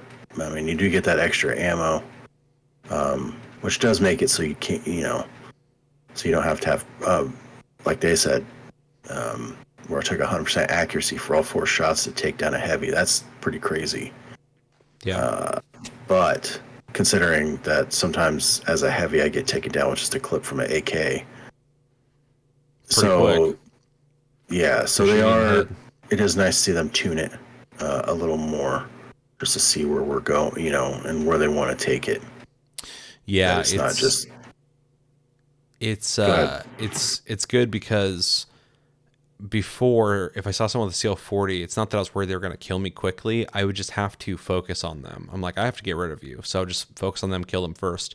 Because I know as soon as I get into a firefight with the rest of their team, they're going to be standing back, just fucking lobbing instant splash damage at me. So I'm just going to be taking residual damage at a high chunk at 117 while also getting shot by the rest of the team. So I'd always prioritize them. So now it seems like I don't have to make that choice instantly on like who I have to go after. So You gotta Mhm. prioritize the Junkrat mains. yep. Fucking just lobbing grenades. Yeah. Thoughts, Cody? Yeah, no, I think I definitely feel the sentiment that it makes the game boring if there's a bunch of people running around with them. So Yep. the self damage is fine because yeah, as a heavy, there's nothing more annoying than getting blown up by your own Oh yeah. RPG, and it happens often. Or if someone runs in Um, front of you when you shoot the rocket yeah, oh yeah. and fucking explodes. It's a rare thing, but when it happens, it sucks. So it's only fair. Fair's fair, and Mhm. that they're making it fair. And again, there's dev notes in this one, and it says that um, it's an ongoing thing, so they'll tweak it again. Yep. But yeah, I also don't want to play a game where everyone's using the same fucking gun. Yeah. Um, That's my biggest thing. People are like, CL-40 is not that bad. I'm like, it's boring. I don't want everybody just using the fucking CL-40. Like, especially because it's like it's not an accuracy weapon, which is not a complaint. Not saying anyone's a noob for using it, but because it's not an accuracy weapon, everybody's just launching grenades willy nilly, and it's just like every fight devolves into just explosions and splash damage. And it's like, this game's better than that. This game doesn't need to be. It's not like a fucking team deathmatch game where everybody's just blowing shit up like with the same weapon. Like, I want people to be shooting and sniping and fucking using Right. flamethrowers and melee weapons, not just everyone jumping up and down and getting to high points and shooting grenades. Like, this isn't Tribes. Like, it doesn't need to fucking just have one. And now that they've buffed the sawed-off shotgun, a lot of people are using that again. But even that, like, you know, you got to be a particular kind of person who want to have to boost in with a shotgun and plug that thing up someone's ass and pull the trigger, like that, because that's what you have to do. But the grenade launcher, there's a way more ease of access on using that thing. Just look at the person's direction, make sure it hits pretty close, and you're doing damage. And if everyone on your team's doing that, it's fucked. Mm-hmm. So, yeah. Yeah. Anything else? Mm-mm. All right, we're all fans of the CL-40 Nerf. Without completely neutering it, because it was exciting there for a second for the CL-40 to even be usable. For a while there, it was so weak that nobody wanted to use it. So the Pike got its damage decreased from 59 to 52. Pretty significant, but not really. It's like a slight adjustment. It does add up after a couple shots. DevNote says on reviewing data, it's become apparent that the Pike was fairly overturned in our 4.0 release, and this adjustment is intended to move it to a more reasonable place. We suspect it may still be too effective in too many different use cases, so we'll continue to review the impact of this change and adjust in later patches if we feel more balancing. I have not used the Pike since this patch, so I don't know. It did seem like it hit really fucking hard before, just fire rate kind of sucked. So it's weaker now. You used the Pike today, Josh. How'd it feel? I mean, it felt good. I was getting kills. But, you know, maybe this is what I felt was kind of wrong with it is, you know, like, but it's not really like an extra bullet I need or more damage. It's definitely how the gun just handles. Yeah. So I think this is all around probably a decent update. Because I mean, God, that would kill a heavy in 3 shots. I don't know if these damage numbers are directly related to health, but I think that'd be 3 shots. Okay, well then, yeah, and it's still 3 shots to wipe out a light, but it's not like 18. Yeah, that'd be 118. That's over 2/3 of their health in 2 shots. So you just gotta be able to hit that light. yeah, and then of course if you hit them in their head, then you know there's like a point whatever the hell increase. But to me it felt good. I mean, like I said, I was still getting kills. It was still super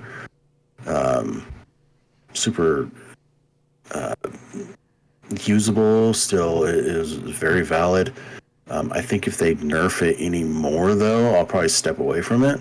Because I do kind of feel like it's in a pretty good spot. It's on the cusp of becoming possibly too weak if they go further. Yeah. Yeah, because if they especially if they do something like reduce the fire rate or something like that, you're like, I'm out. Because that's my biggest problem with that fucking gun. So, yeah, it's definitely on that cusp. Hopefully they don't over nerf it into nothing, and hopefully it still stays relevant. Yeah. Cody, do you have any thoughts on it? Have you tried it since they patched it? No, actually I haven't. And that also it's just my issue with the gun is it's pure skill issue. I mean, it's just like really hard to get. It's just kind of I don't find myself at the range I think the gun is intended for most of the time. But I think the decrease, it's probably nice because it's like if you're somebody, there's people who play this game who are very accurate from long ranges, and having that extra, just being able to just like pop, you know, from long. I mean, you can do that with the, you know, the next weapon that on the list here, the V9S. You can do that from long range with that weapon. So. It is minor decrease in that, but it's doesn't seem like it's too big where it's going to throw everything off. It seems like a slight adjustment. It seems like they're feeling out the waters and seeing if it's the direction they need to take it in or not. So. Yep. Yeah. Exactly. All right. Next up, and my thoughts I kind of already said, but I think it's a slight adjustment. Like I said, I think they're feeling it out, but I don't think it's bad. I don't think it's a huge difference, and I'd be curious to see them slightly adjust the fire rate. Not as much as like I forgot what it's fucking called, the carbine that the light has. I don't want it to shoot as fast as that because then it's like what's the point? But something, because it just feels kind of off in its tempo, I guess. The V9S, the pistol, they decreased the fire rate from 430 rounds per minute to 360. Huge difference. Increased damage, though, from 37 to 40. So you're shooting slower, but you're hitting for more. DevNote says these changes have been made to prevent various methods where players could ensure that they got the effective maximum rate of fire from the weapon through use of specific binds, causing it to be highly effective compared to its intended baseline. The damage increase has been applied to offset some of the effective DPS the weapon lost. With a decreased fire rate, overall the effectiveness of the weapon is for regular players should not be massively different. Quick fun note, I saw on the subreddit people said that people were key binding their shoot button to their mouse wheel with the V9S, and they were just scrolling up to shoot as fast as possible, like a machine gun, which is kind of crazy. I'm kind of upset I didn't try that out because I never even thought of that. That's so smart. Yeah, so it sounds like this definitely needed to happen. I haven't used that gun since the patch, but I do use that gun when I play light pretty often. It does shoot very fast, but my finger doesn't shoot as fast as scrolling a wheel. So I don't think I was getting that full 430 RPM shoot range that they had to take down. But that's a significant drop. I think they probably realized a lot of people probably aren't shooting that fast with just clicking. And so they probably dropped it down to somewhere that's a little more reasonable where people are probably averaging how fast they shoot that gun. Because if you have an RPM higher than what most people are even able to shoot, you're just asking people to find ways to get to that fire rate, basically. So it makes sense they dropped it down. It is interesting they compensated it with damage. I already feel like that gun does decent fucking damage for how fast it shoots. So I'm curious to see if it feels different when I'm just shooting, like a normal person, not using the fucking mouse wheel. So I want to try that out to find out if it feels different. I am also very curious about that 40 damage. Those, it shoots pretty quick still. And so with more damage, you're going to notice that over time, those extra 3 damage every shot. So I'm curious about it. Cody? Actually, I want to try it now. That extra 3 down. I mean, if you can pop your shots off, it's but like you said, it's like you got to click that button, like especially, and it's all about accuracy. So that weapon's kind of, but I use it if I end up playing it. I use it. It's mostly like for poking. Yeah. So I kind of just like pop out, poke a couple times, pop out, pop back in, pop out, poke a couple times. So, but I think the damage, it's a good balance for the decrease in fire rate and the damage. Honestly, it's a good trade. Josh? I have never used this weapon, so I have no idea. I really don't have any thoughts on it. But the extra damage, I do glad to see that they understand. It's like that people are using binds to kind of get around the problem. So that's good on their part that they're, thinking about that kind of thing. Yeah. Or at least listening to people who are saying about that kind of thing. Then, of course, the damage. Extra damage is always nice. You're looking at, that's 30 damage over 10 rounds if you hit them. So, I mean, it's a pretty decent chunk. Agreed. Yeah, I really want to check it out, see how it feels. I just don't play light very often, but when I do, I actually really do like the V9S. So, all right, we had some content and bug fixes. We don't have to really discuss that too much, but they fixed something with daggers charged up. Secondary attack would not play the correct animation in third person, so that's good. Fixed an animation issue caused when inspecting liftable objects while certain weapons inspect animations were equipped. Fixed a bug that could cause third person run animations to play at high speeds. So we're all going to agree those are good that they fixed that. Audio fixed on issue that could cause sound from emotes to not play in the game. That's good they fixed that. Characters made it possible to polish the Great and Glory skin when using weapon inspect. I mean, that's good. Contracts fix some issues where gameplay events that give progress on various contracts could either add extra scoring events or miss some due to categorizing them as the wrong event. For example, backstabs with dagger counting as headshots. That's kind of weird. I'm glad they fixed that. Controller fixed an issue where the controller aim assist could sometimes lock onto the location where the player had previously died. That's weird. Good they fixed that. Fixed aim assistance regression due to the unsupported third-party software. That's good. Crashes and errors, they fixed some of those. We don't need to go into details on that. Okay, so we got some gadget stuff. Healing beam added some physics-based wiggle to the healing beam's hose. Have you noticed anything, Cody? I know you've been using the healing beam. Honestly, I have not. All right, we'll have to keep an eye on that noticed. I will. and see if there's any new wiggle animation. I Hey, love just them little adding wiggle. little things like that, like just some more Right. stuff to it. So For sure. it doesn't Yeah. change gameplay, but it's someone thought about it and wanted to add it, so that's cool.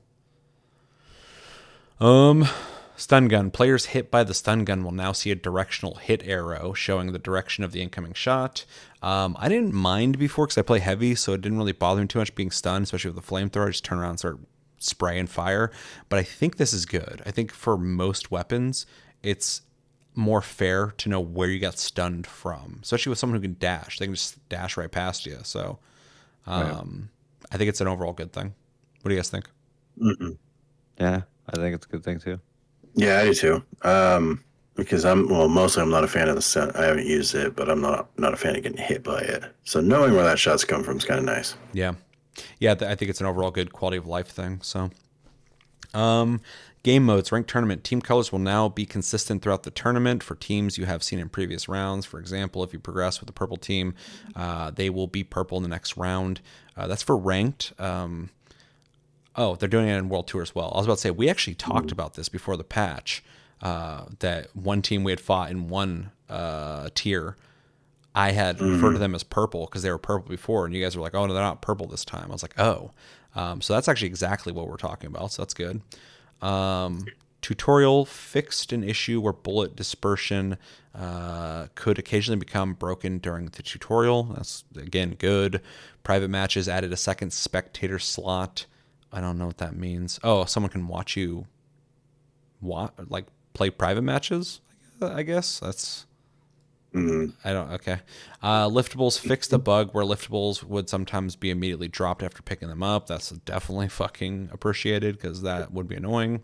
Maps, Fortune Stadium fixed some missing collision on one of the Isolt buildings. It's good. Made various improvements and fixes to destruction on Fortune Stadium. We saw something just like that with Kyoto, because when that first came out, destruction on that map was fucking insane.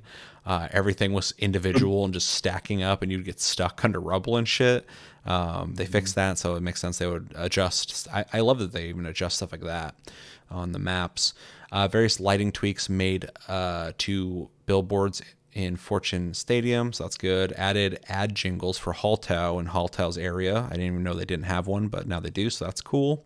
And then Seoul, Monaco, Skyway Stadium, and CIS Horizon night settings have been reworked for better visibility in certain areas. You guys have any opinions on any of that? No. I mean, good. I mean, it's just good things. Yep. All right. Performance fixed a bug that could cause the client to stutter whenever they took damage from an enemy. That's good. Security anti-cheat added new detection rules. That's good. Tweaked some of the current heuristics in higher accuracy. That's good. Specializations. Winch Claw fixed an issue where Winch Claw activation could not be blocked when the player was under the glitch effect. Fixed an issue where activating the glitch. Winch Claw wouldn't disable the Vanishing Bomb's cloaking effect. So that's all good. There's some stuff with the UI. I don't think we really need to go into all that. Any UI stuff is appreciated. Updated the ordering of tracked contracts and scoreboard to make it easier to read. Yeah, that's all good. And then weapon fixes. The MGL-32, which I believe is the Heavy's grenade launcher, fixed an issue where the grenade launcher reload time was incorrect in the UI. I never experienced that, but I don't use that weapon. The R357, which is the revolver, fixed an issue where when using the sticky situation skin and the sight picture could become broken and the player would look into their hands. That's not good. Glad they fixed that. Recurve bow fixed an issue that could cause the recurve bow to do minimum damage of 68 rather than 60. That's weird. Man, that would have been nice to have that problem.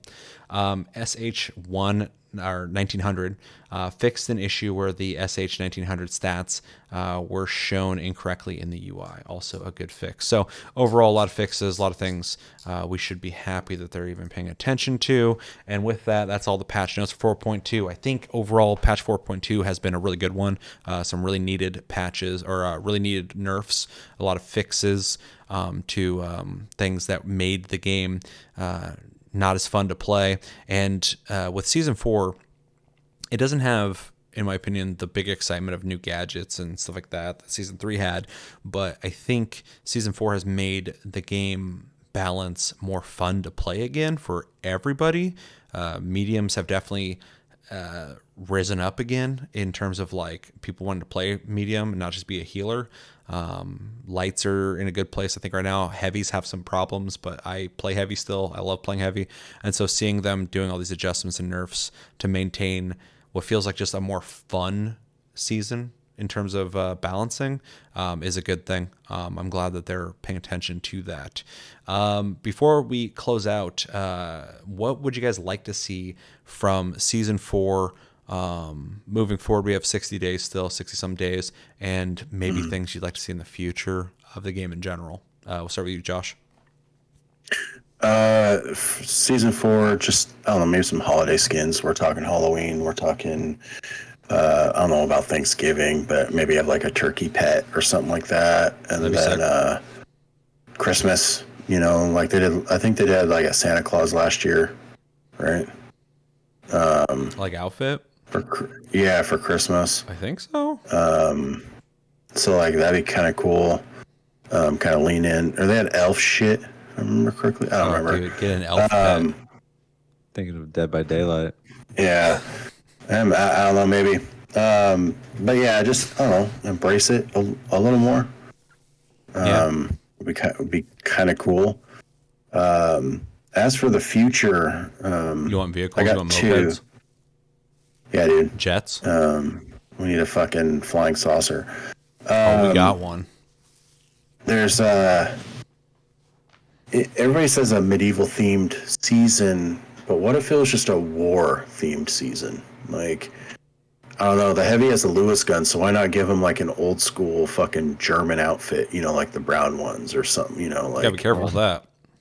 no, not that kind of outfit, but like World War One, you know. Yeah. I mean, my character with the Indiana Jones shirt and the fucking brown captain hat and brown pants, I was like, this looks. Oh yeah, This does not look like what I want it to look like. So I was like, I should probably not wear this outfit. Yeah, but you're talking about like stuff like Vietnam and the Korean War, though, right? Yeah, you know, or like, you know, there could be like a medieval section of the battle pass. Sure. You know, that does give you, you know, medieval themed stuff, and there could be like Vietnam, like have like an M60 related item, have like uniforms throughout time or anything like that. Just a whole war themed, not exactly specifically medieval. So I think after 100 tiers of just medieval stuff, everybody's just gonna look like peasants and fucking. Well, like one tier could be peasant stuff, another tier could be knight stuff, another tier could be like king stuff, another tier could be like blacksmith shit. Yeah, I do agree though. It might run a little long for just one simple subject like that, though. Mm-hmm. And then the second one, we're in the age of crossovers, and I'm curious on if they have any thoughts about that. With all their cosmetics, I think they should do at least like a cosmetic crossover. I mean, like or if they had like a mini battle pass of crossover stuff, like, I don't know, the Space Marine 2's big, like right now, so why couldn't there be a sword and or a shield and ripper sword, or the sledgehammer could be the energy hammer, or a Final Fantasy crossover, so you can have Cloud's hair as a hat. Yeah, That'd be sick. Or turn the hammer into his Buster Sword. hmm like, I mean, how crazy would it be if there was like a fucking when those the intros, the animations, Mm-hmm. if someone's dressed as Ken doing the hurricane kick or That'd be something sick. like that, and just something kind of cool. Because it seems like, I mean, Party Animals did a crossover with My Time at Sandrock, and I'm like, Oh, interesting. so if like those two games are crossing over, why can't a big game or a decently large game like the finals do something like that? Or I mean, if it's something that the absolute horror that is fucking near Automata, and it's just fucking crossing over with every game ever. There's yeah, so many near crossovers with every game. I Still, mean, and if they don't, and if Embark is just like, now we don't want to cross over, respect, but yeah. maybe something like that would be kind of cool. The game is like super isolated too, though. It's like you got to be kind of in the know. Like you got to be like a finals fan to play the finals. It's hard to get new people to play this fucking game because it's like so its own thing that if it did do a crossover with even like a medium sized game, at least there'd be that advertising. I don't know what they could do with the finals to cross over to another game. What's that Tama thing? The egg thing. That's like the mascot. Maybe use that in another game somewhere that you're crossing over with. And all the sponsors, I think those are pretty big. The finals feeling things, but other than that, it's like kind of realistic looking. It's all realistic guns and shit, so it's kind of hard to think about what they could cross over to. But yeah, bringing other games over though, I think would be good for not only a game that has a shitload of cosmetics that don't really follow any rules outside of they just need to look good, but like you could wear all sorts of crazy shit in this game. But also be good for like cross promotion, basically, which is one of the big reasons why people do crossovers, is to kind of let people know in other communities, hey, we exist as well. Come check us out. Yeah. Which I think Well, would I be mean, good. and what you said about what could the finals bring to other games? Well, maybe it's like a Fortnite thing. Fortnite.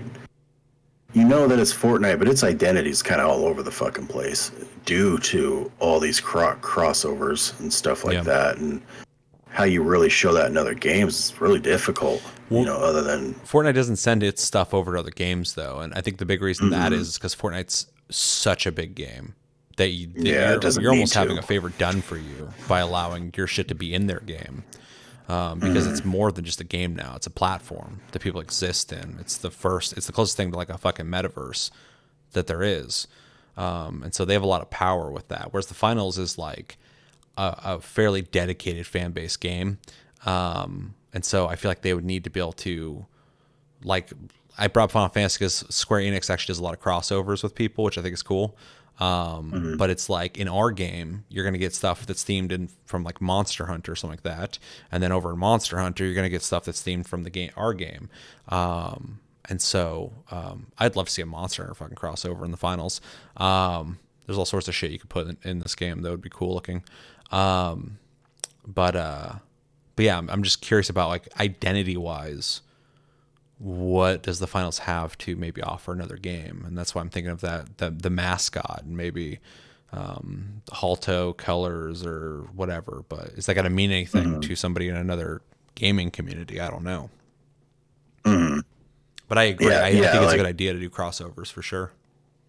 yeah, and then I'd like to see like like if there's like a just a personal dream of like heavy brass knuckles or something like that. Like a punching The weapon. heavy use, yeah. That'd be cool. That like, yeah, I think that would be pretty neat. And when you Just because right I'm punch, you partial to melee fucking pull your weapons. hand back and start fucking. And when you let go, you deck through a wall. Yeah, and you can make that, or I think it'd be cool if there was like a you know, if they were to add specializations, maybe the light could have like a speed boost specialization, like they like can imbue their teammates with like a quick speed boost or something like that, Ospoos, or dude. like a quick buff. Crack open Ospoos and you start chugging it, and anyone next to you, it splashes onto them, and you all get a quick speed boost. Yeah, Even it'd be cool exactly. too if while Because running boost you could boost. chug it too. Like if there's an animation while running and drinking, that'd be fucking sick. Yeah, Or throw something the like can, right that, click, and and throw it like at their feet. yeah, like splash them. Yeah. And then I think you mentioned it not too long ago about like a repulsion system for the heavy or something like that. Like, Oh yeah, I jokingly said like having like an airbag on your chest that you just people go flying away from you. But if they impacted the yeah, wall, they take damage. yeah, and I think that's kind of neat. Like if they hit a wall, they take more Yeah, damage. You because know, I'm just in my brain, I I'm thinking of like things that affect the environment for gameplay and not just like stats. I don't like people want people to add like shielding, like being able to put like tiers of shields to just buff yourself. I don't want shit like that. The game already has like a cool yeah, balance. I don't want to just start disrupting with like, oh, now the heavy's even fucking stronger because somebody gave him shields. But stuff that actually just affects gameplay. Just like I just thought I didn't think of this before, but like, because I always think about what the heavy can get because I play heavy. So I'm like, oh, it'd be cool if the heavy had this. It'd be cool if the heavy had like a Barrett fucking sniper rifle. But how do you balance that? How much damage would it do? Hopefully, it would punch holes through walls, but it can't shoot too fast because it'd be ridiculous. But it'd be kind of cool if like either the light or the medium could have like a glider that you're descending, but you can like jump off a building and like make it across a chasm or something. But it would have to be a specialization or something. So you can't just be You like get like 3 dodging and charges or gliding. something. Yeah. But it'd be kind of neat because there's a lot of aerial, like there's a lot of on top of rooftop fights that happen. That if you could like just, is it Seoul that has the hospital across the way from the big ass multi-story building? yeah, Like if you could like jump off that building and glide across the chasm over there and then drop down and start shooting, it'd be kind of neat to have to like kind of watch the skies. But I don't want you like flying either, so it'd have to be like descending fairly quickly, but give you just a little bit extra. You hit a jump pad, someone drops down, you hit that, and then you glide over something. I don't think that would be like game breaking. So it's not something I'm married to. I don't want to necessarily see that, but something like that, something simple, I think would be kind of cool. Or wall or running. if I've like been wanting wall running since season 1 for lights. yeah, or like the heavy that repulsor thing. Like if they're behind cover, they can hit it and it shoots the fucking cover out or something. You know, like Yeah. it almost do like a reverse. You know, Well, if I it think hits somebody, then it damages them. something that even if it's just as a shockwave, it's a move that you go boom and things move away from you. It'd be nice because then when you have a melee dude running in your face and you're using the machine gun or something like that, like fucking heavy with a sledgehammer is coming on about to pull you over with the winch claw. It'd be cool to have something to fight against that, to bounce them off you. Like, whoa, give me some space, and you start unloading into them. But then you have to make that choice. Do I want to bring the charge? Do I want to bring the repulsor thing or whatever? I think it'd be a good thing. Or even if medium had that, even though I don't think a medium is really a they're definitely an assault class, but like I love that they are more of a support utility class, and so I'd like to see more stuff like that for them. Things that are less yeah, offensive that's and more to help the team. yeah, but those are my you know future kind of wish list things. Yeah. Yeah, you thought about more than I have, honestly. I would also like to see a Halloween event. I'd like to see more random events throughout this season. I think season 3 kind of lacked that because there was a while there where Embark were just kind of gone for a while and nothing was happening with the game. That it kind of felt stagnant, which sucked because I thought the way they handled season 2 was like exciting. Season 1 was great, but then season 2, they kept having all these things pop in that made me have to keep coming back to play it, even after I knocked everything out. And then season 3, after I beat the battle pass, I was still playing, but I felt less inclined because there's less like must play events that were happening. And so I hope they emphasize that with season 4 as well. I want to return to season 2 in terms of events happening. But yeah, it'd be cool to see surprise extra couple tiers in the battle pass, even though it's pretty robust. I'm 70 something, so I'm getting close to the end of it right now. And I think it was season 2 that had the surprise 2 tiers that showed up at the end of the season. That was really cool. Now they just have them at the beginning, which is fine. And it'd be kind of cool to see something exciting pop into season 4 too, like maybe some other sites that they haven't added yet they could throw in there, or like reticles, something like that. Something simple that would just still be something worth spending your in-game currency to unlock. That would be cool. Long term, I want to see a good variety of season themes. I want them to maintain the finals lore and stuff that's more thematic to what's happening in its world.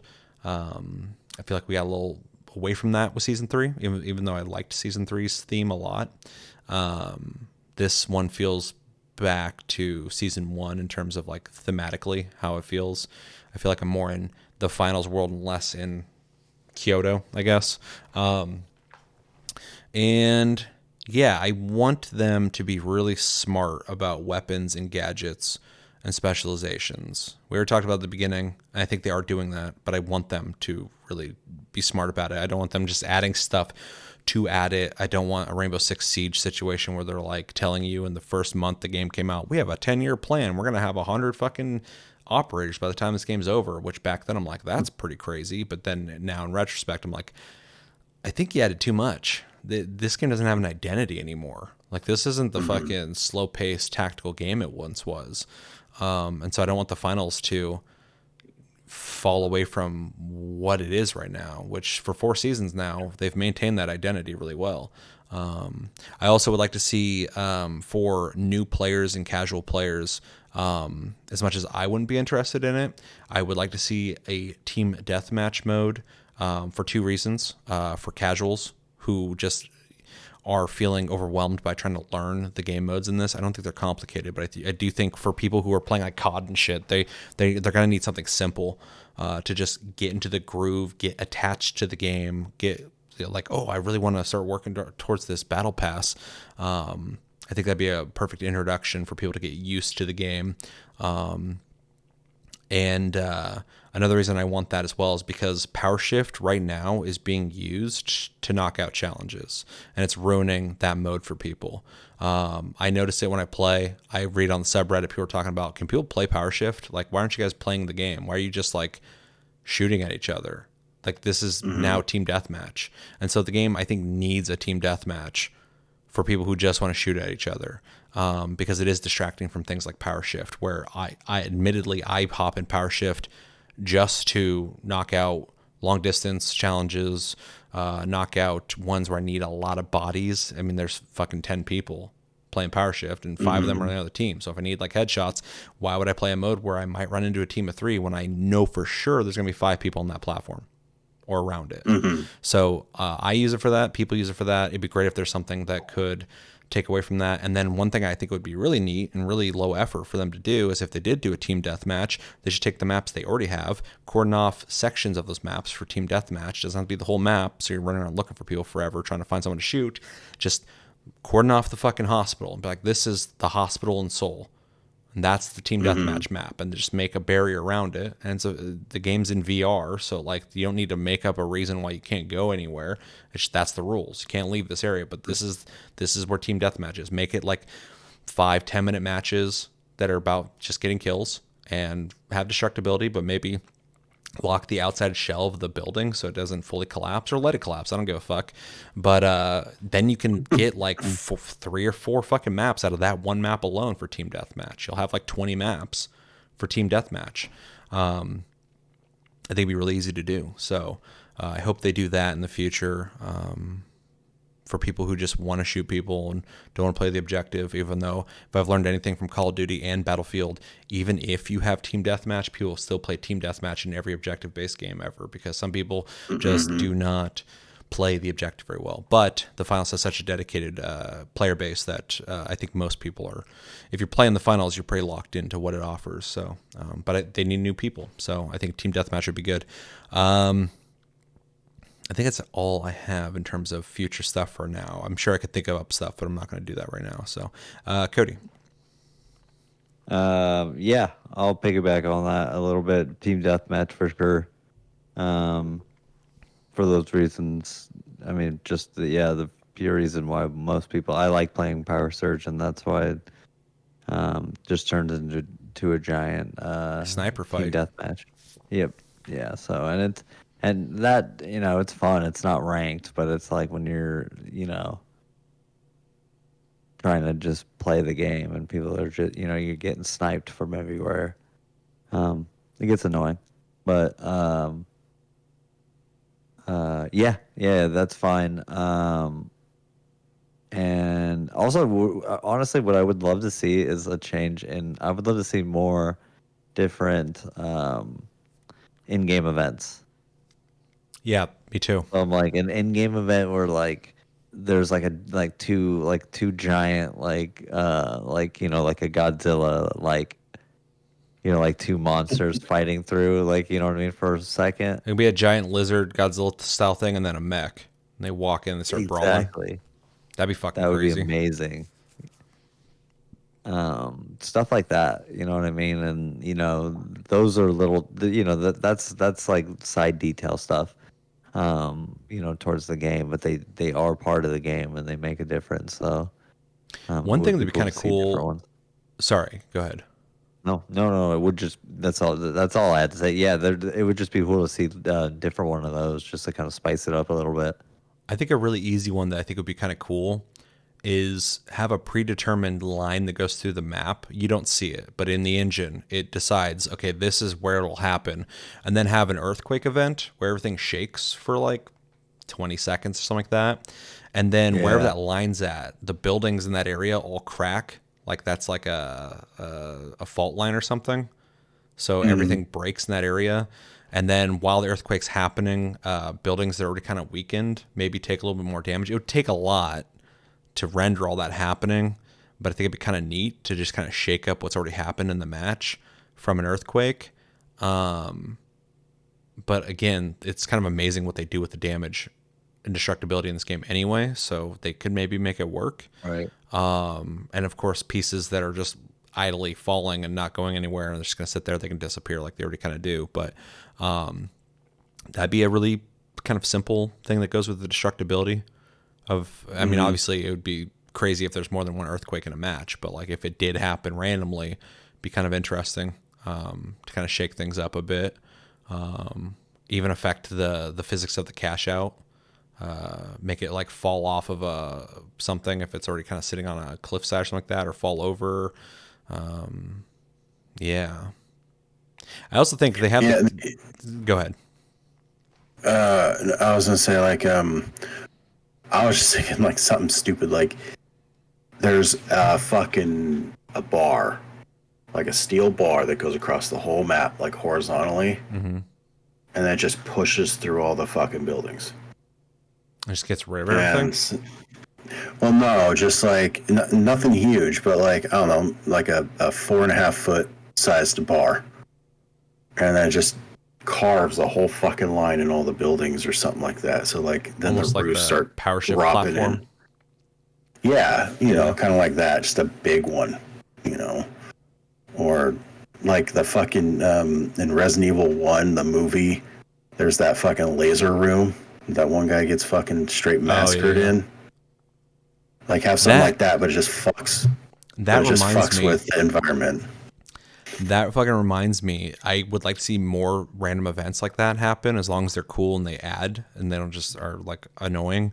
But I also would like to see more interactive things, because I don't know if you guys remember or not, but in fucking I think season 1 or season 2, Vegas used to have rooms that you could press a button and turrets would come alive and shoot at everybody. And they got rid of Oh those. yeah. Yeah, they got rid of Oh those. Hmm. yeah. Yeah, and so I'd like to see more like the crane. People use it. It's kind of a fun gimmick thing. It doesn't really change much shit, and they can shoot the crane down. I fucking love that the crane even exists. What's the other one I was thinking of? Oh no, there's another interactive thing and I can't remember. Oh, the cannons. You can shoot the fucking cannons. They do damage. It'd be cool if you could move Right. them, like not reload them, but just the one shot. Be able to like move them and Mhm. shoot them. You don't have to be able to move them across the map or anything like that, but just turn them would be cool to be able to fucking, because you can already fire them. Like sometimes I'll see them. I saw somebody put the teleporter thing in front of the cannon and put the other teleporter next to a building, and they fired it into that thing and it shot the building. I'm like, that's fucking neat. So you can already kind of work around it, but it'd be neat if you could actually aim it. Just make it do a little more damage so it's worth it. More destructibility, so there's actually a reason to shoot it. But like in certain situations, I think it'd be kind of neat if you could just fire the cannon into a building people are defending and just take a huge chunk off the building, and then it's done. Because obviously you don't have cannonballs, you're not gonna be able to reload it. But That'd be kind of cool. But I'd like to see more stuff like that, more interactive things, because they were definitely going that direction at one point, and then it seems like they're not anymore. So, but the crane's neat. People use it for fun. Doesn't really do anything or feel unfair. People just jokingly will be like, "I'm gonna destroy the building," or everybody shooting at each other, and then people instantly start shooting up at them. And then the Vegas thing, I thought was a cool idea. I think it didn't lock the doors too. Didn't it put like, I don't remember. It's maybe it's just turrets, but yeah, you press a button, and all of a sudden that room was defended, and it would shoot you, but also other people. So it's kind of like fucked up. You'd like leave the room and turn that thing on, and people would run in there and start getting shot. So it's interesting they got rid of it, but I understand why. Because if there's anything that would have been annoying for people, it would have been that. So yeah, I remember it was annoying back then. So you go to walk into a room, especially as a heavy, you charge through the door or something like that, or a wall, and fucking all of a sudden it's like doo-doo, and fucking you're just getting lit up. back when turrets actually did more damage too, because now they're super fucking weak. So Yeah. but yeah, just piggybacking off what you said, I would like to see more of those interactive things. So 'cause it's fun and interesting. So anything else, Cody? No, that's pretty much it for me. Nothing else in the future? No specific gadgets or anything you're hoping for? Um, Guns? I mean, nothing strictly that comes to mind. I mean, um, no, I mean, honestly, they have done a good job so far at keeping us guessing, Yeah. and they're all viable. You know, we might not use them all. You know what I mean? We kind of stick to our own, few weapons that we use, but they're all viable. So, I kind of trust that they'll mix it up um, and do something more in the future. Yeah. But more gadgets would be good. But like you said, we already talked about it earlier on. But more gadgets, but releasing over time. Maybe one new one, maybe one new grenade. In the next season or two, which I'm sure they will come up with. But it would be nice. Yeah, it doesn't need to be everyone gets one every single season, because again, I think that Yeah. just in 10 seasons it's gonna be a fucking clusterfuck. But every like 2 seasons Yeah. release, or every Yeah. one season, everybody gets one. Not everyone that season, but like one dude, one class gets something that season. Right. And the next one, something slowly trickle it in. Nothing crazy, because this one we didn't get anything except for guns, and Nope. I honestly, it doesn't even bother me. The game's already so replayable and dynamic that like I can't even think of what they could add. So when they do add something, it might be huge. Might be the gravity grenade that some people still kind of use, but most people don't. I got it. So what if they made a grenade that just had a liquid in it? Doesn't need to specify. You throw it on the ground, makes a pool, and then whatever hits that grenade, it turns into a pool of that. So like, let's say you got hit by fire, it's just a lake of fire. I know the pyro grenade pretty much does that, but for example, or if gas hit it, it becomes like a toxic sludge. If the glitch hits it, it becomes like a pool, like a glitch pool. And if you walk through it, it does like damage. So it just So is some a that predetermined pool that you're waiting for somebody to turn it into an element, basically. Yeah, it just has a liquid that just morphs into the damage that you put on it. No matter what that is. Yeah, I'm trying to think of like a scenario that you would use that in, but I mean, it's interesting at the very least. So, Or yeah. like, I don't know, using the code. Cody uses those grenades that cloak people. What if you just made like a cloak pool? And then so while you're in it, you can't be seen or some bullshit. Though that would be abused, but Well, and also you'd run in the room, see the pool, and be like, "Is someone there?" Fucking yeah, shoot Yeah, it. that's So- cool. or throw fire, and then does it change again? Like, did they just light the invisible person on fire then? Or? No, I assume it would just take like the one ailment or something like that. Just something weird. Yeah. I was just thinking something fucking weird. Yeah, it'd be interesting. Anything else?